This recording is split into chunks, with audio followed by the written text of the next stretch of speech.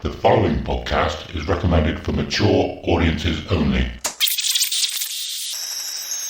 The following podcast is recommended for adults only. Maturity is not a requirement.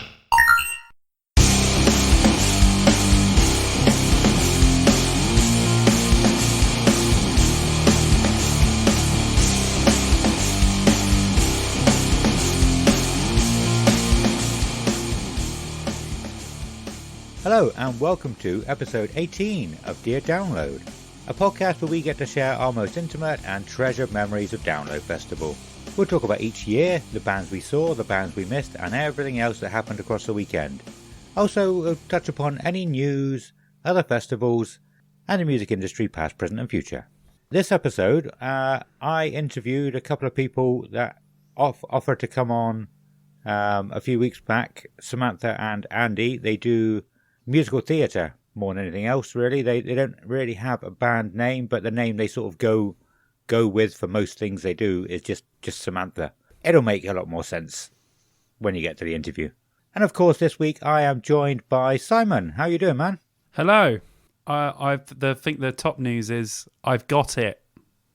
I have the COVID. Oh dear. So I apologise if my voice breaks or if you hear me going in the background, because that might happen at some point, and if Ad can't edit them all out, we apologise. But yes, I have the COVID. I'm okay. I caught it because I was in the underworld in Camden, dancing my arse off till 3 a.m, packed and sweaty with loads of people like an idiot. So yes, it's my own fault, and unfortunately now I can't go and see Funeral for a Friend holding absence and static dress. So I've fucked that one up for myself, but oh well, you win some, you lose some. Hey, the reason why we were going to see Funeral was because at Download they'll be playing the same time as Maiden. Yeah. And Vicky's never seen Maiden, so I want her to obviously see all of Maiden. So we thought, oh cool, we'll go see Funeral for a Friend, and then we also get to see, holding absence and static dress. Awesome. But that's just not how it's going to pan out now. So I don't know where else they're going to play, but yeah, we might have to go somewhere else. It's a bit of a letdown. Here's some news. I turned down a Funeral for a Friend ticket as well. What? It was the first gig of the tour was Cardiff, wasn't it? And, a couple of my friends couldn't go, so I was offered a ticket. Billy, actually, we spoke about him a couple of times last episode. Yeah. But he messaged me on the day, and it's not as easy to get away when you have kids and got to cook and everything. I think they even left at like 4:30, and Kelly doesn't even finish work until 5 o'clock. So. Oh, there you go. So, it's a bit more difficult, isn't it? Straight away, I knew I wouldn't be able to go just because logistics, I guess. Yeah. But oh well, it's all good. They're still around, so we can always go and see them somewhere else. Yeah. It's annoying because it's like a loss of. I bought tickets for me and Vicky, so it ended up being like £60. So it is a bit of a waste. Yeah. So I don't know what I can do. I might try and resell them. I'm going to go on there later and see if you can resell them or whatever. Yeah. I think you can do resale tickets. I've done it through my Ticketmaster app, so might be able to. Cool. Other than the underworld and catching COVID, how have you been the last couple of weeks? I listened to one of our older episodes, and you said it was the one where you said you started bouldering. You haven't talked about that for a long time. Do you still do it or no? Me and Vicky haven't been. I've really wanted to, but Vicky's been really busy with pole. Right. She's a pole fitness instructor and other stuff, so we haven't had a chance to go. So I've just been going to the gym, but I think when her schedule gets a little bit less busy, we will end up going bouldering again, because I really, really enjoyed it when I was doing it. So yeah, we will end up going a little bit more. Yeah, awesome. But yeah, recently it's been a no, unfortunately. Yeah. What about everything else the last couple of weeks? Yeah, good. Anything not bad. new? Just standard, really. Nothing to report. Yeah, I went to London like 3 times in 4 weeks, which was awesome because I love it there. But yeah, that's it. That's literally all I've done. I've literally just been back and forth to London, looking after the guys while they do little bits of recording. Then we I went out with everyone at the weekend, like in Camden, which was nice. But yeah, that's literally been it, really. Nice. Apart from that, and now I've got the COVID, so now I'm just working from home. Cool. Oh yeah, I suppose you can just work from home. You probably won't lose any money. Well, I'm a facilities manager, so there'll be some stuff I need to be there for. You know, if contractors turn up, I'll need to speak to them on the phone and do the induction and all that with them. But Right. as long as I've got staff there, like I look after the receptionists, so they'll just do everything I tell them to, basically. So That's fair. I don't have to be there really. I should, but for the next couple of days I can work from home. So Yeah. all gravy. What about you? How's the job going? You enjoying it? Yeah, still enjoying it. I put way too many hours in. No, I didn't put too many hours in last week because it means I'm going to be able to buy my download ticket tomorrow. But yeah, but I did put a lot of hours in last week. I worked my day off. I did like an hour and a half overtime every single day. Holy hell! Yeah, I did a lot of hours last week, and but yeah, it was fine. Like it's different because I'm driving now. I would not have been able to do that much overtime on a bike or walk in the streets. I just couldn't have physically done it. But yeah, so it's nice that I can do that and still have energy at the end of the day. That's awesome, man. I'm really glad you're enjoying it. And like you said, like when you're doing that, I know you're working a lot of hours, but now you're like, yeah, man, download ticket. Yeah. Sorted. Is that for you and the missus? I don't think she's going to be able to go. She's Oh man. Yeah. I was looking forward to both of you coming. Yeah, she really wants to. She's been expressing how much she wants to go on Facebook recently as well. But then she realised that she had to find someone to have the kids for the week. Yeah, and I suppose. Yeah. What did you do dog. the last couple of years? Did you both went the last couple of years, didn't you? What did you do? What did you do with the kids? Did you just So the first year that boy them off on parents and shit? Like you got to look after them. Yeah, that's what I'd do. What's that? That's what I would do. What's that? I'd be like just say to any of my friends, but listen, I'm going to download, right? You lot can take it in turns or whatever, but you're looking after my kids. It's as simple as that. Yeah, no, the first year that Soren was born, I think he stayed at her parents'. That was 2018. Yeah, he was born the end of 2017. She came 2018, but she didn't come 2019. So she stayed home with the kids then. But it was just Soren at that point. But yeah, we'd have to find someone for Eddie as well. I think she'd been asking her mum if she could have them. It's pretty much only her mum that will have them overnight at the moment. And she can't have them. She'll be working. So yeah, Kelly has accepted the fact that she can't go. Oh, man. That sucks. Yeah, I think she's pretty gutted about it. And I don't think she would expect me to take a year off for her to be able to go. I mean, she knows this year I was definitely going anyway because of the podcast. But, we probably would have gone like, okay, she can go next year and I'll stay home with the kids. And to be fair, if she wants to do that, then I would happily do that to give her a chance to go again. Oh, it's just funny though, isn't it? Like I said this to my brother before. He's like, he said this to me rather. He's like, you do a podcast called Dear Download. You can't not go to Download Festival. Yeah. I'm like, we're kind of like, not that I'd want to go every year that I possibly could, but we're kind of like stuck ourselves in because at least one of us has to go. Yeah. Like, if both of us don't go, we're going to be like, right, let's report about the festival that our podcast named after that we both didn't go to. Yeah. Like, we've kind of like boxed ourselves into a corner now. Yeah. We have to fucking go much. every year. I mean, it doesn't say anything for you. You're Mr. Streak, so you're all right. Yeah, and I think because of that, Kelly would be like, "Oh yeah, no, you have to go, no matter how much she wants to go." She's awesome like that. Does that mean? Does that mean? I'll say this quietly. Does that mean you're gonna go raggo this time without the missus there? Yeah. Are we gonna get Beast Man Adam just going nuts? I can't wait. Yes, as long as I get my 4:00 nap every afternoon, I'll be fine. That's fine, I'll man. Be fine to party Dude, every night. We'll do a dual nap. I'm well up for that, man. Then when we get up, I'll have like massive energy. It's got to be done. Yeah, definitely. But yeah, well, other than work, I haven't really done a lot. I really, really, really want Elden Ring. But I know that's all the guys are talking about on the chat is just fucking Elden Ring. Yeah, well, I know I'd only get about 2-3 hours a week to play it, and I can't justify paying that money for it.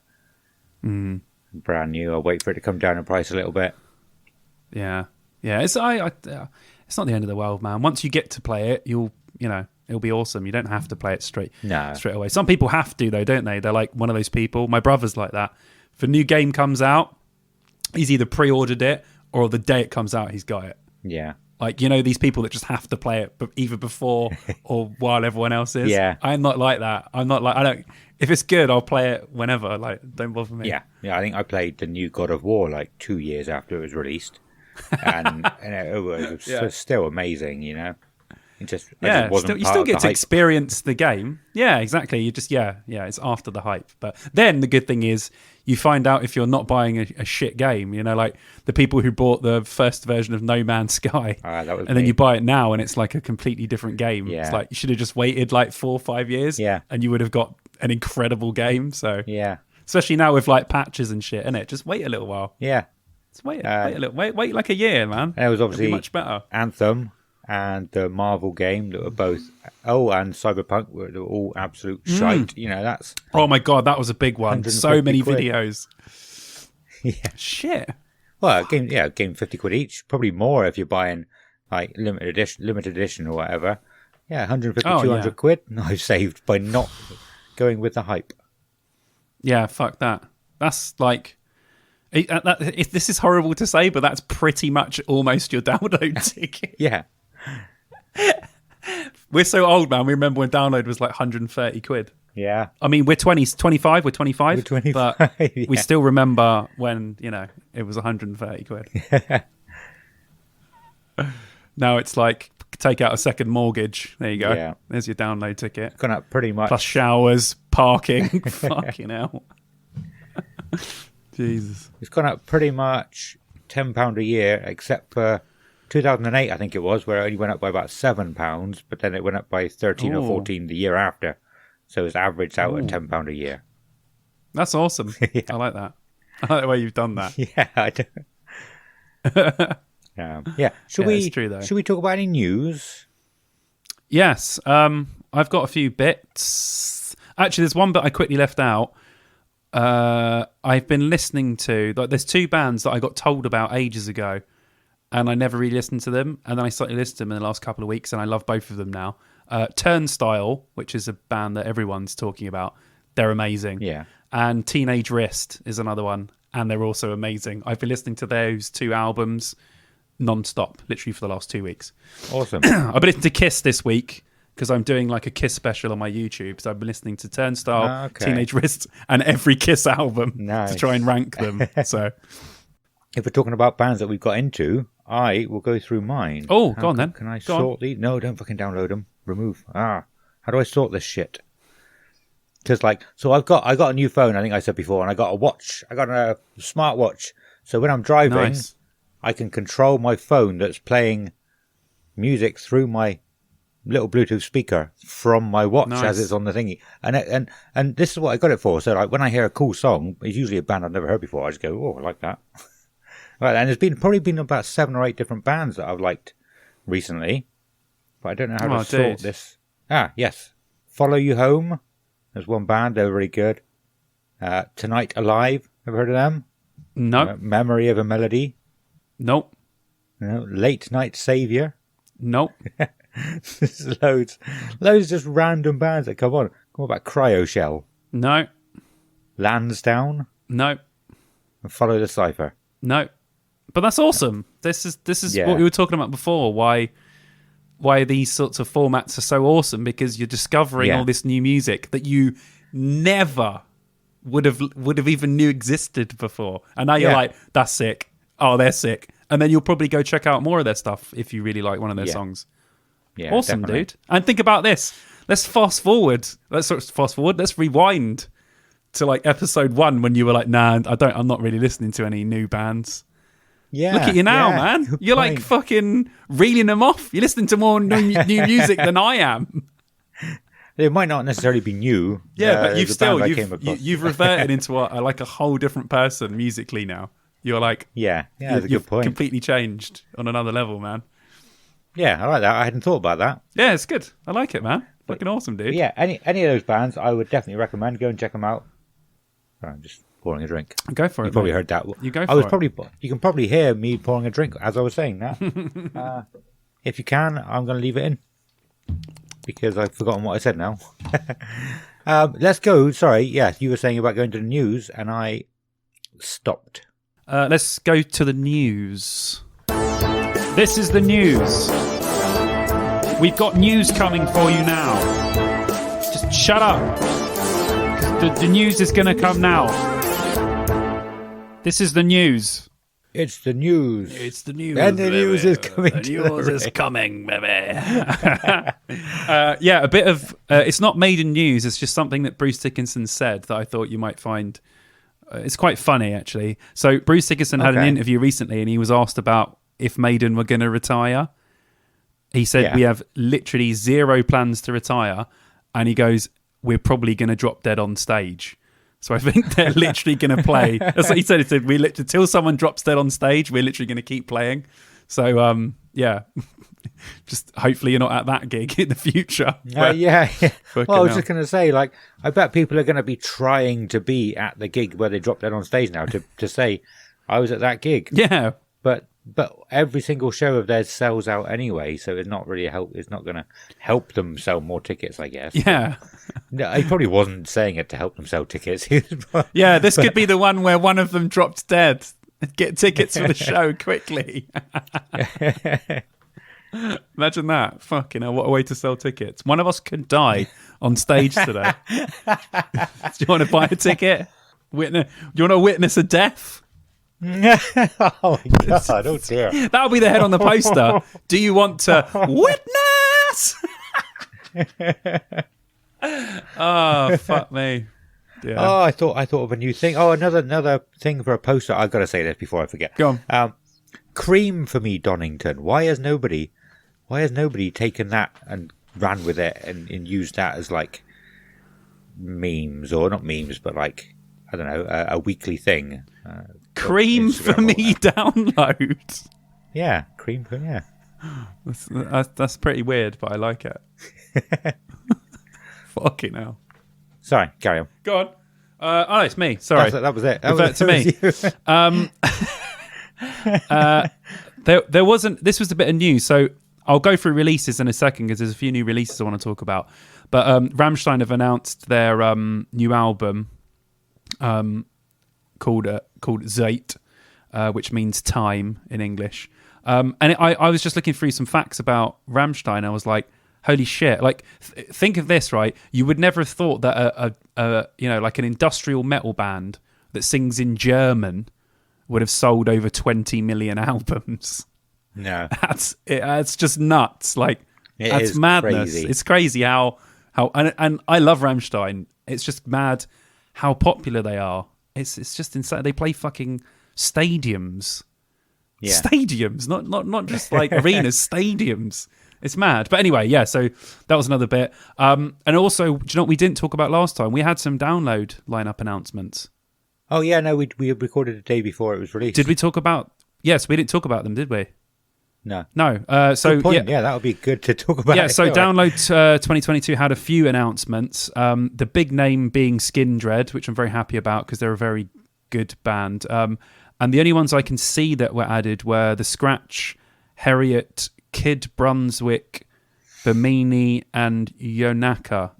I don't know what's going on with these names of these bands, man. But so no one that I know, but those ones anyway. I will check them out. I always go through the lineup and check everyone out before. Yeah. But yeah, I'm happy about Skindred because they're really good, and they're playing on the Friday, which looking at their lineup was the day that was the weakest for me. So it gives me someone else to see. So yeah, that was a bit of download news. 2000 Trees also added Puppy to the lineup. They were on there before in 2020. Then they took them off. Now they're back on. I'm happy with that because I fucking love Puppy. And that actually rolls nicely into releases because, you know, before I said to you about the Puppy single and I wasn't very happy with the sound. Yeah. I've changed my mind about it now. The EP's come out. It's called Shame and it's really good. Yeah, and okay. I think, I did listen to it and I couldn't hear it. Yeah, I think the production is so different to the album that they released that I thought it was shit, but it's not shit. It's just really different. Yeah. So I take it back. What I said, the EP I gave it 8 out of 10. It's really, really good, worth a listen.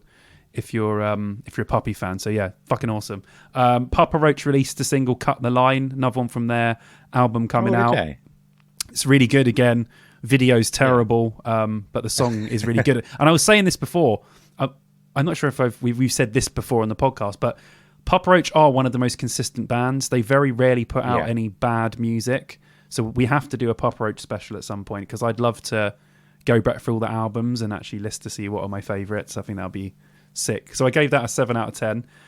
Ghost released another track called 20s. It's a really dark, weird industrial track. I liked it a lot. I gave it a 7 out of 10. Static Dress released Such a Shame. Another awesome Static Dress song. Good screamo stuff. I gave that an 8 out of 10. And Rammstein released Zeh, the song, and it's awesome. Slow piano that builds up to like typical Rammstein guitars. I gave that an 8 out of 10. Comments, cool video. And that's all the stuff I've got for releases since the last time we spoke. Cool. Going back to the download thing, I think there was 12 bands altogether. Was that? Okay, I could not find who they were. Yeah, the only one that I'd ever heard of was Skin Dread.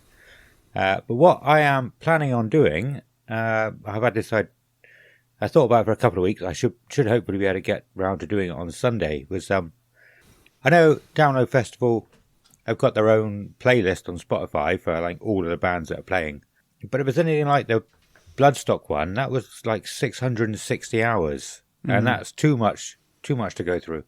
So what I was planning on doing was just putting a couple of songs from each band, from each day, from each stage. So on one playlist. So like one playlist will be the Dogtooth stage on the Friday.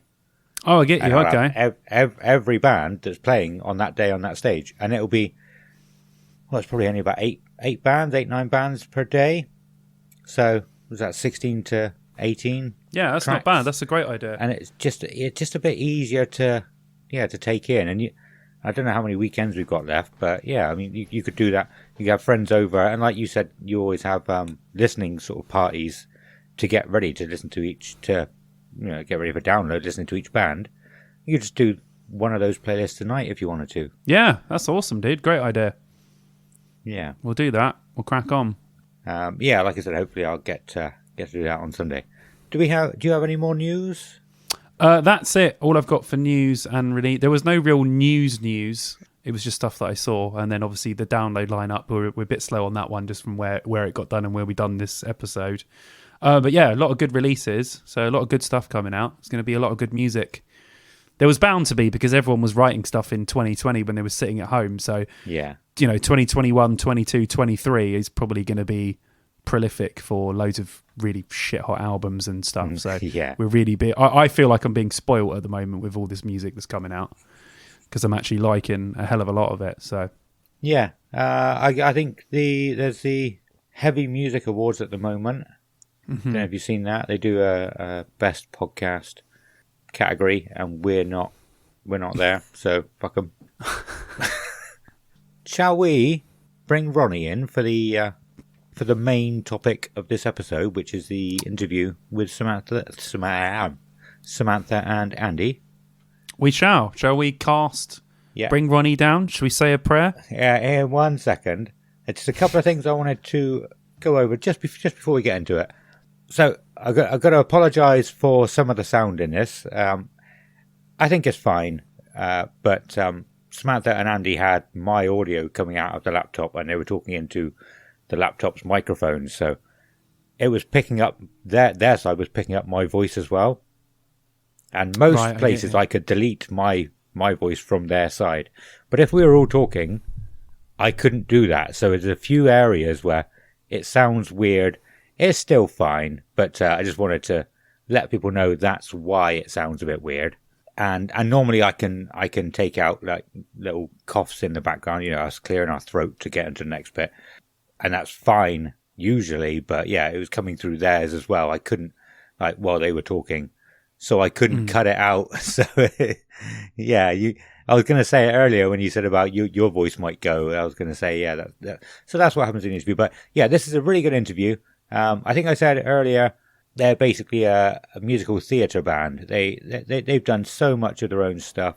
They don't have like an agent or a manager. Andy does all of it, does all the bookings. I was quite nervous. It was just me for this one. I was a little bit nervous at the beginning. But basically, I sat down with them before starting to record, and they just listened to me. And I was like, I'm in charge here. They're listening to what I say. This is nerve-wracking. I need Simon here. But yeah, unfortunately, Simon wasn't around. So I think you can. Sorry, bro. That's fine. You can hear how nervous I am for the first sort of 5-10 minutes. And I think towards the end as well, it was a fine interview. They did great. They were amazing. They knew what they were doing more than I did, if I'm honest, because they've done it loads of times before. So yeah, they were great. I think this is definitely worth sticking around for, even if you're not into, musical theatre, because like I said, what they have learnt, it transfers across to what we could do, what bands could do, up and coming bands. And yeah, like I said, so they've done this so many times. They knew exactly what to say, and they were great. So yeah, stick around for it. So yeah, I just wanted to say there's a couple of little things before going into the interview. Here they are. Let's bring Ronnie in. Summon Ronnie. Ronnie, lay me down to sleep. Pray the Ronnie, my soul to keep. If I die before I Ronnie, pray the Ronnie, my soul to Ronnie. Sing for me, devil!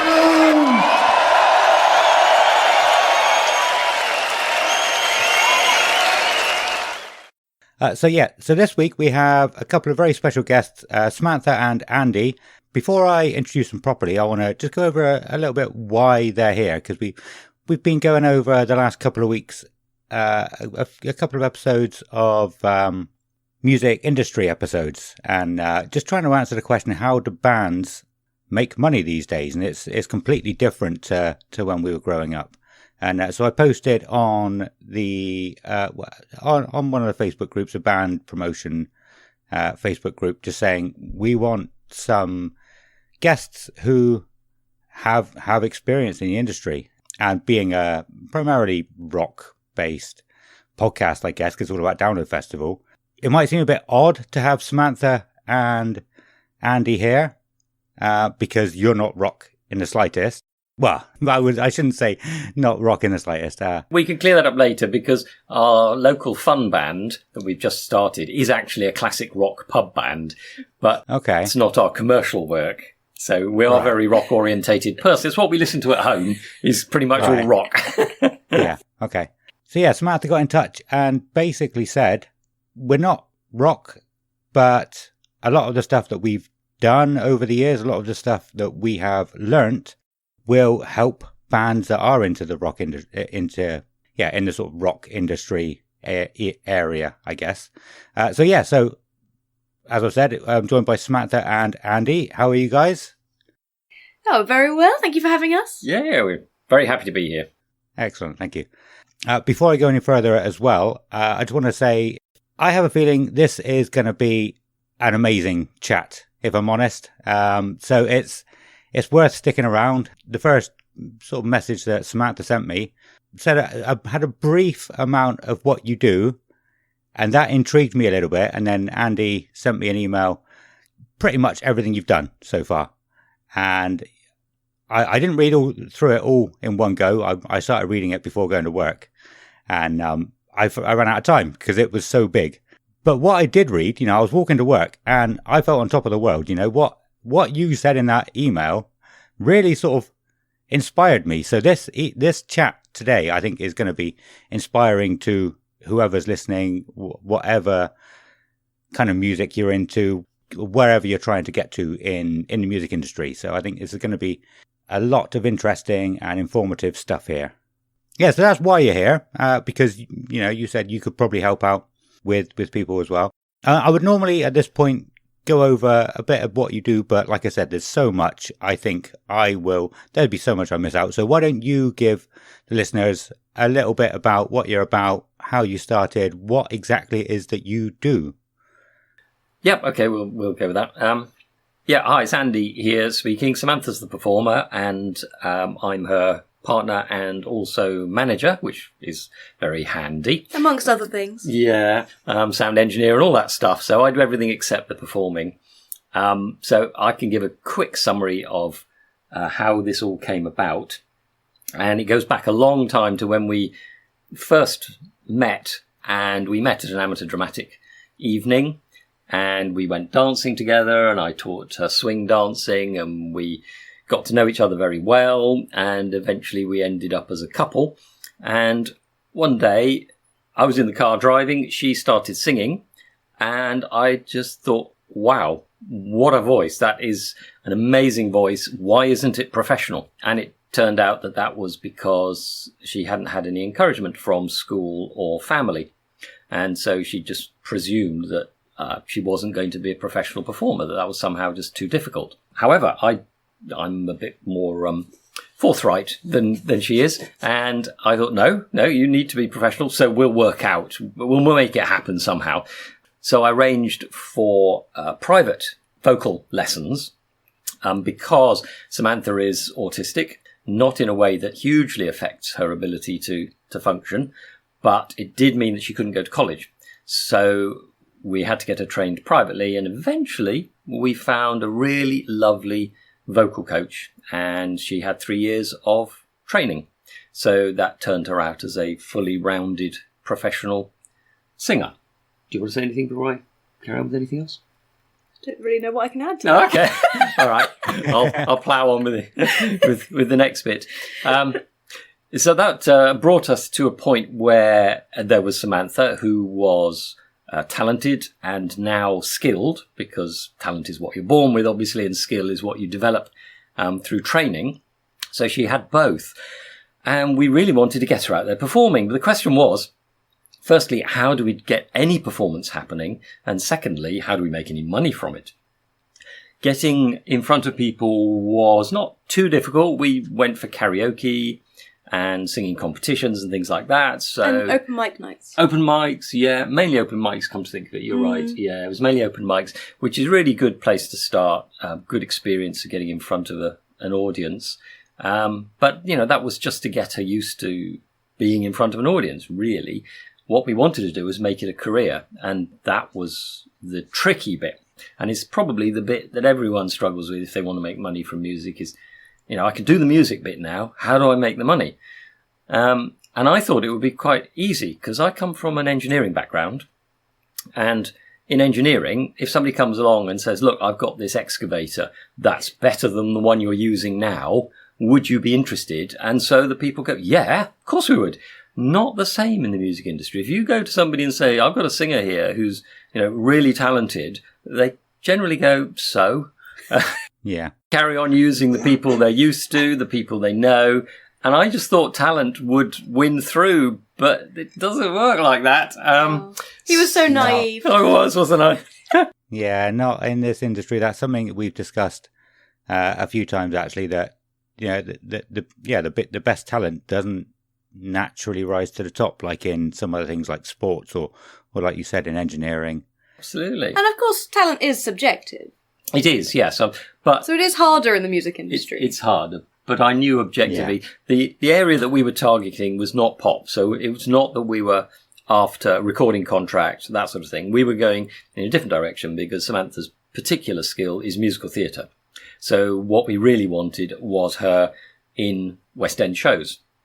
Okay. And it quickly became apparent, well, not quickly, actually, it took me years for it to really sink in, that the only way you get in a West End show is if you've got an agent, because they don't hold open auditions. So you have to be invited to an audition, and the only way you can get an agent is if you've been to college, because they won't even consider you if you haven't been to college. So she couldn't get an agent. Okay. So she couldn't get the work. So that left us with the alternative of how are we going to get work. And I decided we would have to make our own work. And that's what we decided to do. And it completely changed our direction. And then we had to learn all about how do you go and create your own work and make money by doing it yourself, basically.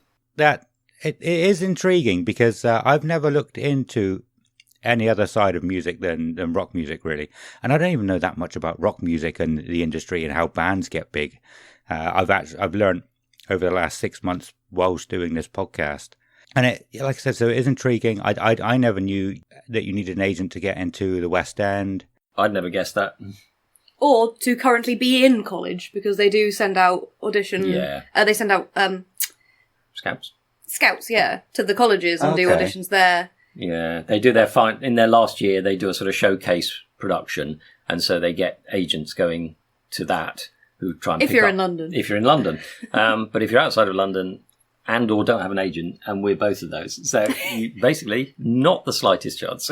And we haven't learnt a lot about pop, but I do know that I've heard many times now that labels are only interested in people who have already created an enormous social media following. So they know that they have an audience already, so they don't have to do the work to make the band successful. That's what I've heard. I don't know whether it's true.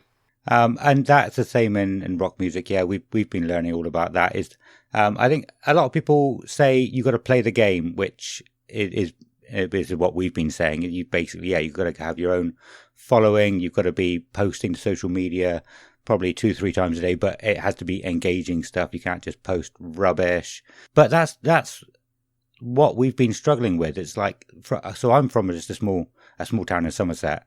I don't know, as far as I'm aware, I don't think anybody from here has become big bands or big artists. So there's nobody here to give the advice as well to the people up and coming. And the hard thing I found when I was in a band, and I assume it's still the same, is like, how do you, so we're, in Somerset, the closest places are Exeter and Bristol. How do you get a gig in somewhere like London or Newcastle? You know, they have no idea who you are. They've never heard of you.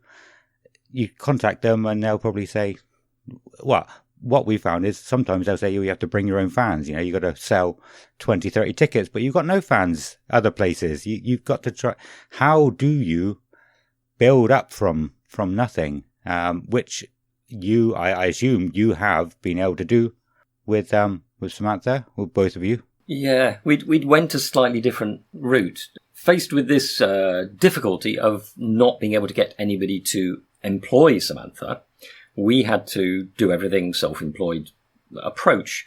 We started off, and of course we were looking for theatre type work, so it's slightly different from rock music, but I can see how a lot of the things would be the same. But our particular story is that we started by hiring local village halls, and we did a summer tour of Dorset village halls where we put on the shows and we promoted them, and we kept the ticket money and we just paid the hire of the hall. And that was our first experience of thinking, what is it like to run a show, a tour, basically? We were inspired by the Arts Reach shows. We applied to Arts Reach, who put on shows in village halls in rural areas, and didn't get a reply, so we just did it ourselves. But we were inspired by it. Yeah, we thought that's, there are villages out there where they have people who want to come and see shows because people don't go to the village halls very much. So we thought that would be maybe successful. Somewhere to start. Yeah, it wasn't successful. But I think if we were doing it now, years later, possibly it would be, because we've learned a lot more about marketing, and marketing is key. So we did that for one summer, and then we then went to the Edinburgh Fringe, was the next major thing we did, where Samantha did 3 weeks at Free Fringe, what they call Free Fringe. So you don't pay to hire a room. Everything's provided free for you, and you just pass a hat at the end and hope to pick up some money. It was great fun. It was great fun, fascinating, exhausting. And they say if you go to Edinburgh Fringe, budget to lose £5,000. Really? We only lost £4,000, so theoretically we were £1,000 ahead. But nice. It's mostly accommodation. It's ridiculous. Yeah, the accommodation prices treble during the Fringe. But what people tend to go to the Fringe for is to get noticed and to get reviews. And we did get a review from the Stage newspaper, which is the biggest arts publication that's for the industry. And we got one of their reviewers to come along. 7 others said they'd come and didn't, but Paul Vale of the Stage did. And he gave us a review which included the word perfection, and said her vocal range is remarkable and things like that. So it cost us a lot of money, but we've used that quote ever since on every show we've done. Yeah. We use his quote. So that's what you go to Edinburgh for, and we got that. And then the next year we decided to go for theatres and art centres rather than village halls, which was a bit of a step up. And I was very green. I knew nothing about the arts world, having come from engineering. But I had to learn about things like, if you want to play a venue, there are various different financial ways it can be approached.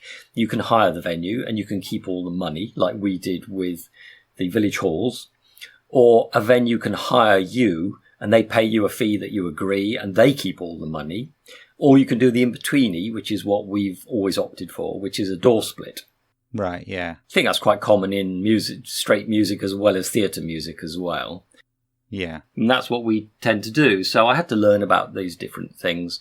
And we decide, because we're very much theatrical based, the first show was called The Vera Lynn Story. So it was a musical biography aimed at theatres because it was Vera Lynn's 100th birthday year. And we approached no, we didn't. We had an agent to do that for us, a booking agent. And they approached the venues and got us about 12 bookings in the year. Not a lot, but that was 12 theatres that we could then go to. We got about 75% of the door take, and the venues kept the rest. And it was Samantha and a pianist. We created the show, worked out script, got the scores created, all that stuff. And then we took our own PA round with us. I did the sound engineering. And that was it, really. We did the shows and we made a profit. 12 shows a year isn't enough to make a living, but we did make a profit from the tour. And it taught us a lot about theatre touring. And I think a lot of what we learned from that would be the same with strict music venues, because most rock musicians are not going to be looking at theatres. You can, it is possible. Theatres do put on rock music, but certainly if it's original music, they won't. It would have to be rock covers. But I think in terms of marketing and that sort of thing, what we do for the theatres is the same as a music venue. So that's probably a crossover, and I can talk about that in a minute if you want me to talk about how we market it. Well, yeah, I was thinking a second ago when you said about losing all that money. As another thing we've spoken about on the show is how you when you have a band, or it doesn't. I'm trying not to bring it back to rock music all the time, because it's about you guys. But it's just been a natural thing throughout this will be episode 18 now, so we've been doing it for about 6 months. But yeah, it's just a natural thing to try and bring it back. But yeah, no, we found that to be successful, you've got to create your music and make yourself into a brand these days. You know, it's not just about the music anymore. You've got to be a brand, and it's probably no different to having your own business. You know, and people say businesses should aim to lose money for the first 3 years, and I guess did you see it the same or in a similar way? When you're losing money, you think it's to you're helping yourself, like you said. You got the review that you've used the whole time. Yeah, that's exactly how I approached it. Because I've got a sort of an entrepreneurial nature, I looked at Samantha as a business. And I expected to lose money for some years and hoped to end up making money, and maybe we will one day. Now that's a slight joke. We do make money, but we don't make a living out of it. It wouldn't support us at the moment. I think it might do one day, but certainly at the beginning, because we wanted to use good equipment, for instance, that's very expensive to go and equip yourself with decent touring PA. We didn't worry too much that we weren't doing enough shows a year, because we were still learning, and I didn't really want to go into it in a huge way until we knew what we were doing.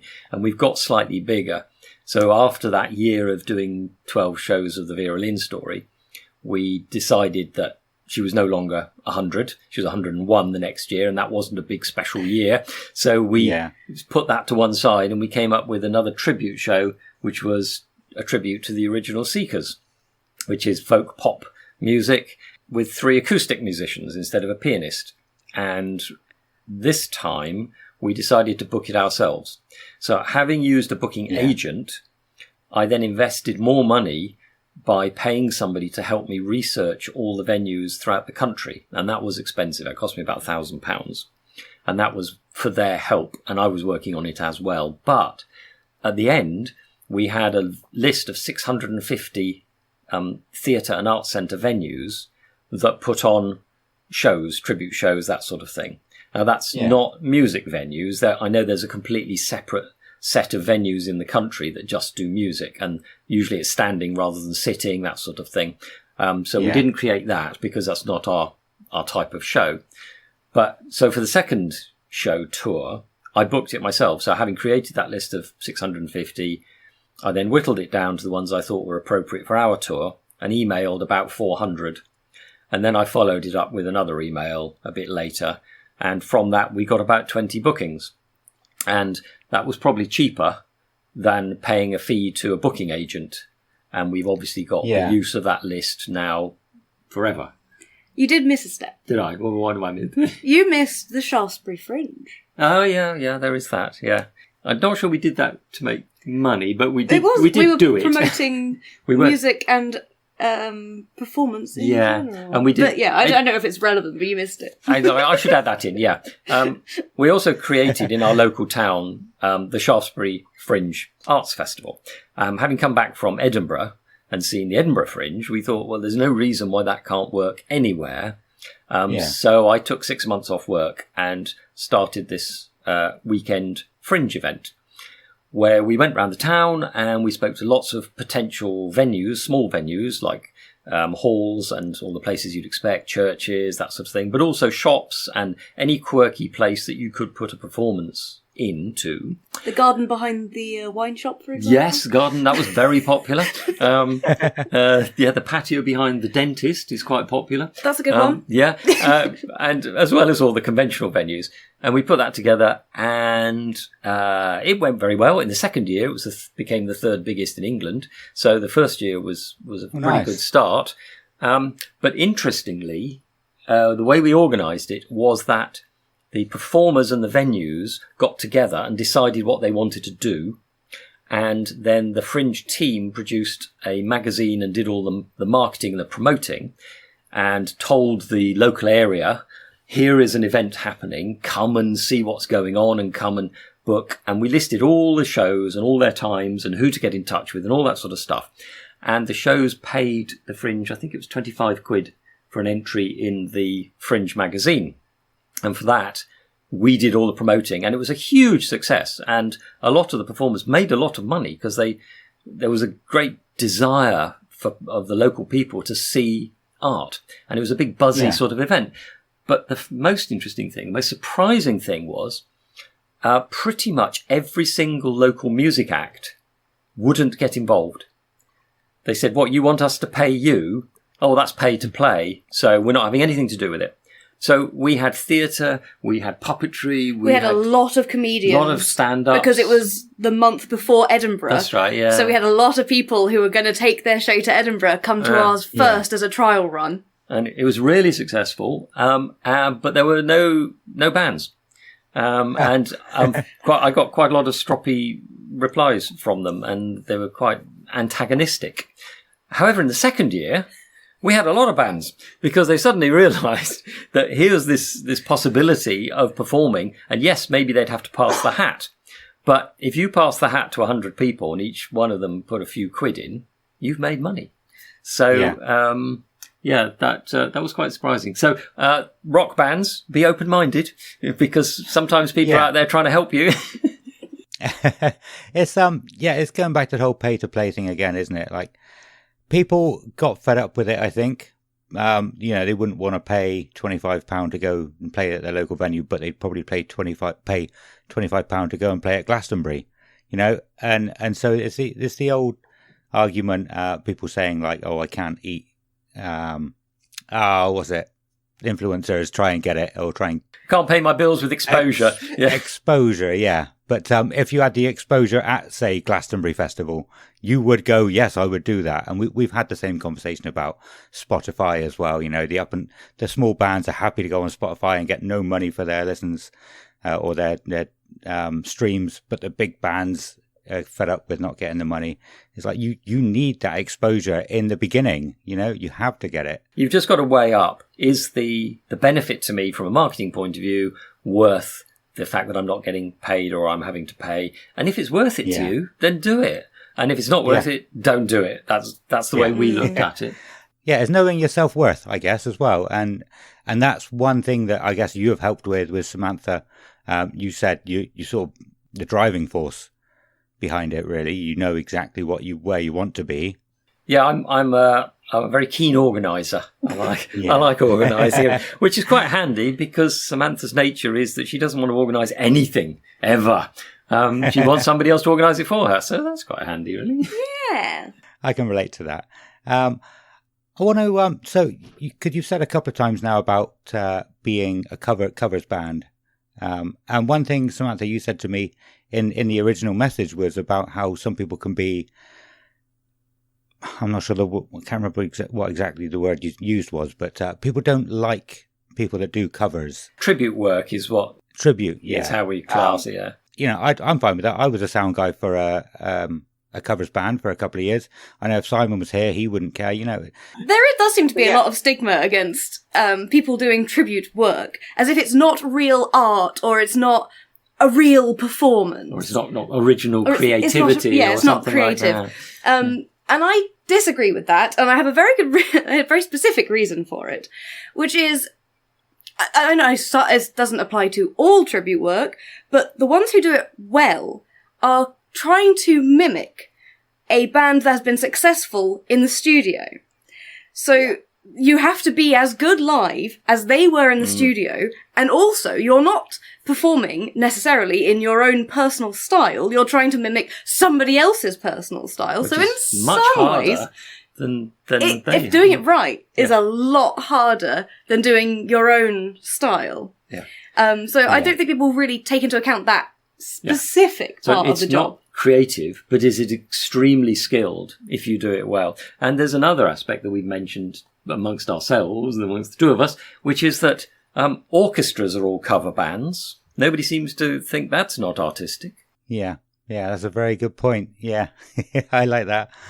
All ballet has covers, yeah, isn't it? That's all just covers, isn't it? Yeah. All Shakespeare, that's all covers. Yeah. Can't even write their own play. So that's our little beef about people looking down on tribute work. No, like I said, I'm absolutely fine with tributes and covers. The biggest festival we have here is a tribute festival. Actually, it happens in a weekend in August, and there's nothing anywhere like the size of it for original music. People pay for covers, but people enjoy playing covers of songs or tributes. Anyway, it's like you said, it takes skill. The guitarist, when I was in a covers, the sound guy for a covers band, one of the best guitarists I've ever seen or ever known. I was friends with him in college as well, and he was absolutely amazing. And I think it's absolutely fine. Now, there's a good reason why people like to hear the music that covers bands play, and that's because it's survived because it's the best music. And yes, some of the new original stuff might be as good, and it might last 50 years and people still be playing it in 50 years, but 99.9% of it won't be that good. Which is true of 99.9% of the stuff that came out when those good songs came out. Absolutely. It's the ones that have survived, which have survived because they're good, and the rest we've forgotten. So why you would look down on these fantastic songs, I can't imagine. But there we are. So, yes, tribute work is what we do. So after The Seekers, we then are on our third show now, which is our current touring show, which is called Dusty, Scylla, Lulu and Pet, where Samantha has to mimic the voice of the four singers, which technically is extremely difficult because they're all very different. And she does it all in one show. But it's extremely fun. Well, it's a great fun. They're great songs. And that's a four-piece electric band instead of the acoustic backing. And that's where we've got to with our show work. Alongside that, we do other stuff. Samantha teaches, so she teaches singing. That's a good source of income. And I think if you're good at teaching, even if you're not highly qualified, if you set the standard of your pupils appropriately, then it's fine. So if you're not a brilliant musician in something, but you want to teach beginners and you're really good at teaching beginners, I think that's perfectly valid. I know some people think that's not right. You have to have qualifications, etc. But no, I don't think so. So we do that, and we also do vintage work. So Samantha sings World War II songs. Obviously, the Vera Lynn was that type of song. And we go to a lot of vintage weekend events, and we take a little a tent and a stage and an awning and he says little, it's enormous. Well, yeah, it's quite big. You can put the car in it and the trailer and still have room. Yeah, it's quite big. It's quite a big tent. It's a big World War II tent, big green thing, and it has its own trailer. And we trundle that around, and we go and spend a weekend, and she sings on and off 15 minutes every hour throughout the day, entertaining the audience who've come to watch the reenactors. So that's a completely different way of earning a bit of money. And then we do other odd things for a bit of money here and there. We've done a wedding and things like that, which everybody knows about. That's more traditional. But I have always kept my eyes open for any new and original possible way of making money, to try and turn it into a livable income, and just follow them all up. And some work and some don't. And so that's what we'll keep on doing, that, looking for new opportunities. Yeah. Well, one thing in your email you said about was you make all of the sets yourself as well, and it doesn't cost the earth. And again, I think that's something that other people could take away from this. Like you get like small original bands who go to different pubs, and they could take more with them to make it more of a show instead of just standing there playing music and hoping people like them.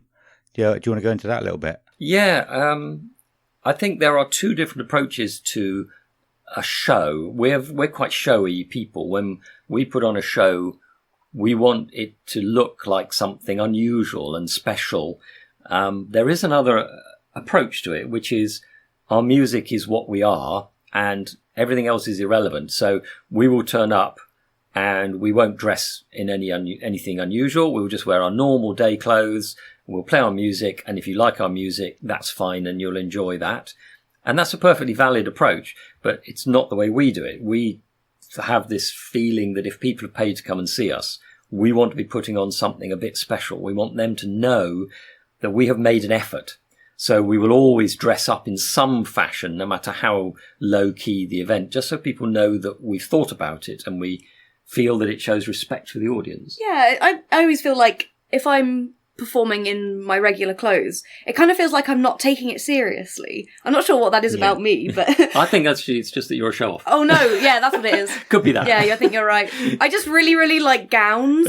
So if I have an opportunity to wear a big fancy dress, I'm going to wear a big fancy dress. I'm not going to wear jeans and a t-shirt. Yeah. That's just me though. Yeah. But which is convenient, because not only do you love dressing up, but we also think that it's a good thing to do for your audience. And the same with sets, to bring a bit of stuff along with you to show that you're trying to put on the best possible performance you can for your audience. I think they appreciate that. I think they do. I hope so. I hope so. And all of this can be done on the cheap. That's not really the right word. You can do it cost effectively. So when we're making sets, I make them and I cast around for things that components that are often scrap to some other industry, but can be made to look like they're quite interesting when they're on stage, because you can do what you like on stage as long as it's unusual and interesting. So, you also give yourself a very weird restriction when you're doing them, in that the entire set has to fit in our admittedly large car. Yeah. We've got to fill a whole theatre stage with our set, but it has to fold up. So everything is hinged and collapsible. And I get all the PA and the whole set, and usually a couple of instruments, all in the back of our 4x4. So we don't even have to have a van, so we don't have the cost of a van. And the other musicians travel in their cars and they bring their equipment with them. So that's one way of saving money. Reusing stuff, buying second-hand stuff. Things on stage don't have to be as precise as when they're looked at from close up. So you can buy seconds of stuff. It doesn't have to be perfect. people can't see that on stage, so that's fine. Same with costumes. You can buy cheap, for Samantha, we bought cheap, huge ball gowns from China for 20 quid. And when you look at them, you think, yeah, it's not quite symmetrical and the stitching's not great, but on stage you can't see it. So no. Stuck some shiny stuff on it and it worked perfectly. Yeah, get a glue gun, put some sparklies on, and it's all good. So we try and take that approach with all the physical stuff, trying to be inventive and creative in the way that we can save money. And it's still expensive, but we've saved thousands and thousands by doing it that way. I know a lot of theatre shows will employ somebody else to design their set, and then they'll have it built by a set building company, and that will cost them a fortune. I couldn't bear that. But then I guess they know they're going to make the fortune back if they're a bigger company. Well, they if it's a big company, yes. If they're funded by the Arts Council, then yes, because that's all paid for. If they're a small commercial outfit like us, then it's a bit of a gamble. So if you can save money, might as well. So that's one way that we save money. And as you mentioned, we do try to do everything ourselves. So the sets is one thing, but we also do a lot of our artwork ourselves, or Samantha does, all of the artwork really. And she's had to teach herself how to use, we use free software that's like Photoshop. It's called GIMP. Yeah, I've got that, but I don't know how to use it. Oh, yeah. It's not very user-friendly, but it can do a lot of things. It does almost everything that Photoshop does, and it's free. Yeah. But you do have to spend a while learning it. And it takes longer. It. But after a few years, we've now got to a situation where Samantha can create our own artwork, and it looks professional. Thank you. However, when we want a main image for a show, a poster image that's going to be the real core of the show, we do pay a professional graphic designer for that. Yeah. But we get them to give it to us in what's known as layers, which you can then put into GIMP, and you can then shuffle your layers around and resize them and chop them and do all sorts of things and make different posters. So rather than having to go back to the expensive graphic designer every time we want a different shape or size of poster, Samantha can tweak the original and we can come up with our own, and that saves us loads, hundreds and hundreds of pounds on that. Yeah, I guess you can use the same poster, but for different venues. Then you can just take the text out of the layer, I suppose. And is that the sort of thing you mean? Yeah.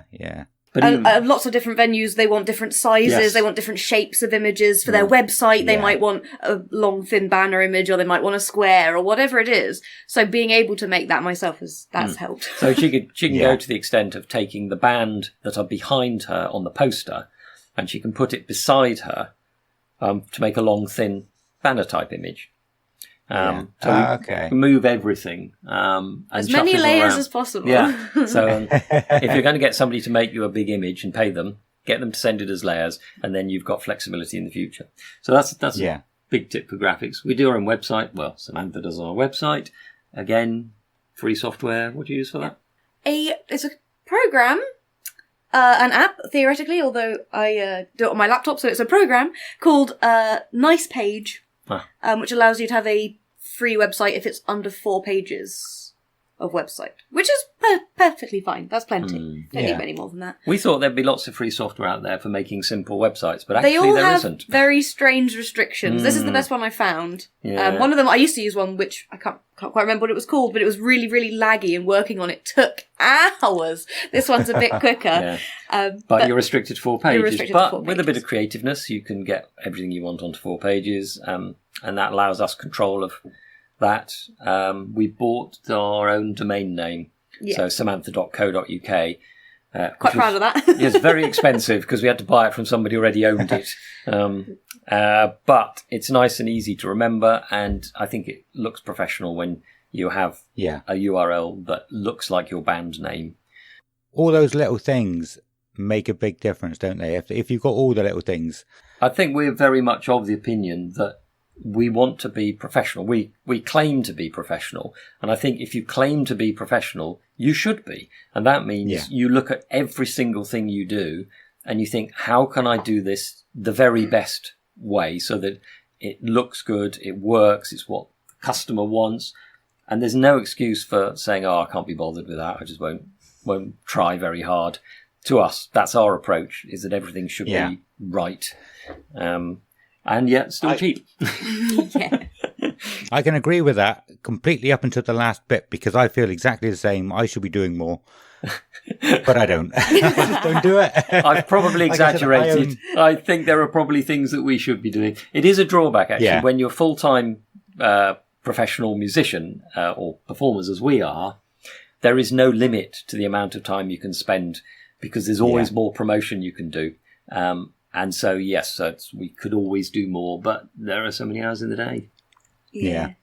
No, I do agree with you. I do still want to learn how to use GIMP and everything. I have so many ideas. And I think for social media, you have to have a picture with it. You can't just have text. You have to have a picture. And I was like, I can't make that picture. I need to learn it. I do need to learn it. It's difficult, but I know it can be done, because one of the aspects of Samantha's autism is that she has no imagination. And people say, oh, yes, I struggle to imagine things, but they don't understand. When I say no imagination, I mean no imagination. She cannot close her eyes and see an image in her head. It doesn't have that part of the brain. It doesn't work. So for her to learn graphic design, I think means that if she can do it, anyone can learn it. I have the opposite problem. I now have the skills to do GIMP, but I have no ideas. I have no artistic vision at all. I just have to. You say that, but when I say, "Can you do something like this?" Then you do. If Andy gives me a vague. What would you call it? A specification or a specification, yes. If Andy gives me his specification for what he wants, I can achieve it. And I can't make up the specification. But you can always copy other things. Oh, so if you're not very artistic and creative, you can look at other posters and think, what do I like about that? Or I'll just do something that looks similar, but I'll put my images in and create it from scratch, and it will be your own production. Yeah. And so I don't think you have to be a great artist to make stuff that works. No, I agree with that. That's pretty much what I do. I look at somebody else's work and go, so that's how you do it. Yeah. I'll do it. I'll steal that. It was similar. Yeah. So that's website and posters and things. What else do we do ourselves? We do run our own social media, and we do it really badly because we don't really understand it, or we don't like it, which doesn't help. I don't know. Learning it. For me, I always feel like I'm just bothering people. I feel the same. So yeah, I don't really get social media, but I don't know. I'm quite active on Facebook. On groups. On groups and discussions. Yeah, and we do a little bit of Twitter, but very little. And unfortunately, Samantha doesn't have a phone because she doesn't like communicating, another autism thing. So we only have one phone. It seems strange for a performer. She's great on stage, but off stage doesn't really do communication very much. So we only have one mobile. That's mine. And it's so old, it won't run Instagram. So we don't do Instagram. And we should. We will once we update. But one day we will. I have to hesitate before ringing my own mother because I find that very stressful. And so does she. Yeah. So I don't do many phone calls and things. No.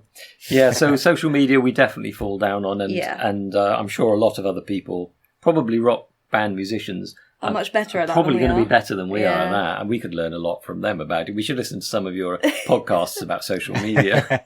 Learn a lot. Well, I'll send you the link to the YouTube I use, and I just copy his work. Oh, okay. Thank you. No, that sounds cool. Actually, no, you can go and listen to the rest of our stuff, but yeah, I mean, I found a lot of really good stuff online as well to sort of help me, because like I said, we're learning all this stuff. We're trying to put it across in our own way as well. But yeah, there's so much to it. When we were at Edinburgh Fringe, I mean, this was 2015, so the social media was still quite big even back then. And we tried various different ways of promoting our shows. And because we were there for 21 days in a row, wasn't it? Without a break. We did every day. Insane, 21 days without a break. Wow. We got to experiment with different things to see what worked. And the things that really worked, surprisingly, were a big paid advert in their booklet, which had all the shows, and we took a quarter page in that. The programme, yeah. Took a quarter page in that. And we handed out loads and loads of flyers, which everybody does in Edinburgh. You can't walk down the street without ending up with a bag full of flyers at the end of it. And we started off doing that quite religiously. And it made no difference at all. We stopped it for a few days, made no difference to the audience numbers. But we had loads and loads of people coming in and saying, we have seen your posters everywhere.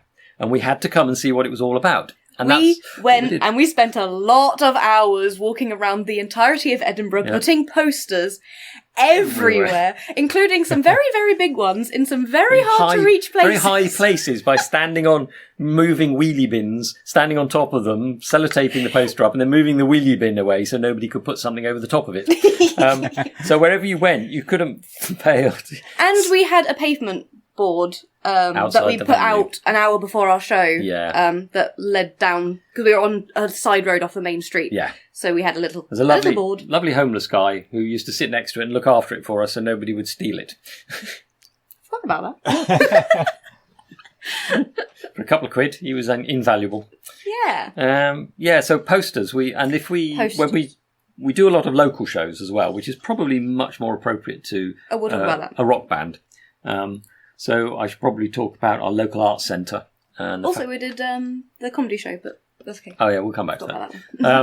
Our local arts centre are quite friendly, and we tend to hire that because we have a lot of control over the marketing. If you go further afield, you're not quite sure how good a theatre is going to be at marketing your show. Some of them are terrible. Some of them are terrible. Some are really good. Some are diabolical. But locally, we're in control. So we're prepared to hire it and take the risk and keep all the money. Because normally, if you hire a venue and it's successful, you'll do better. If it's disaster, you'll do worse because you've hired it and nobody turns up and you've lost everything and the venue hasn't because they've got their money. So locally, we'll do that. And again, we mainly use posters.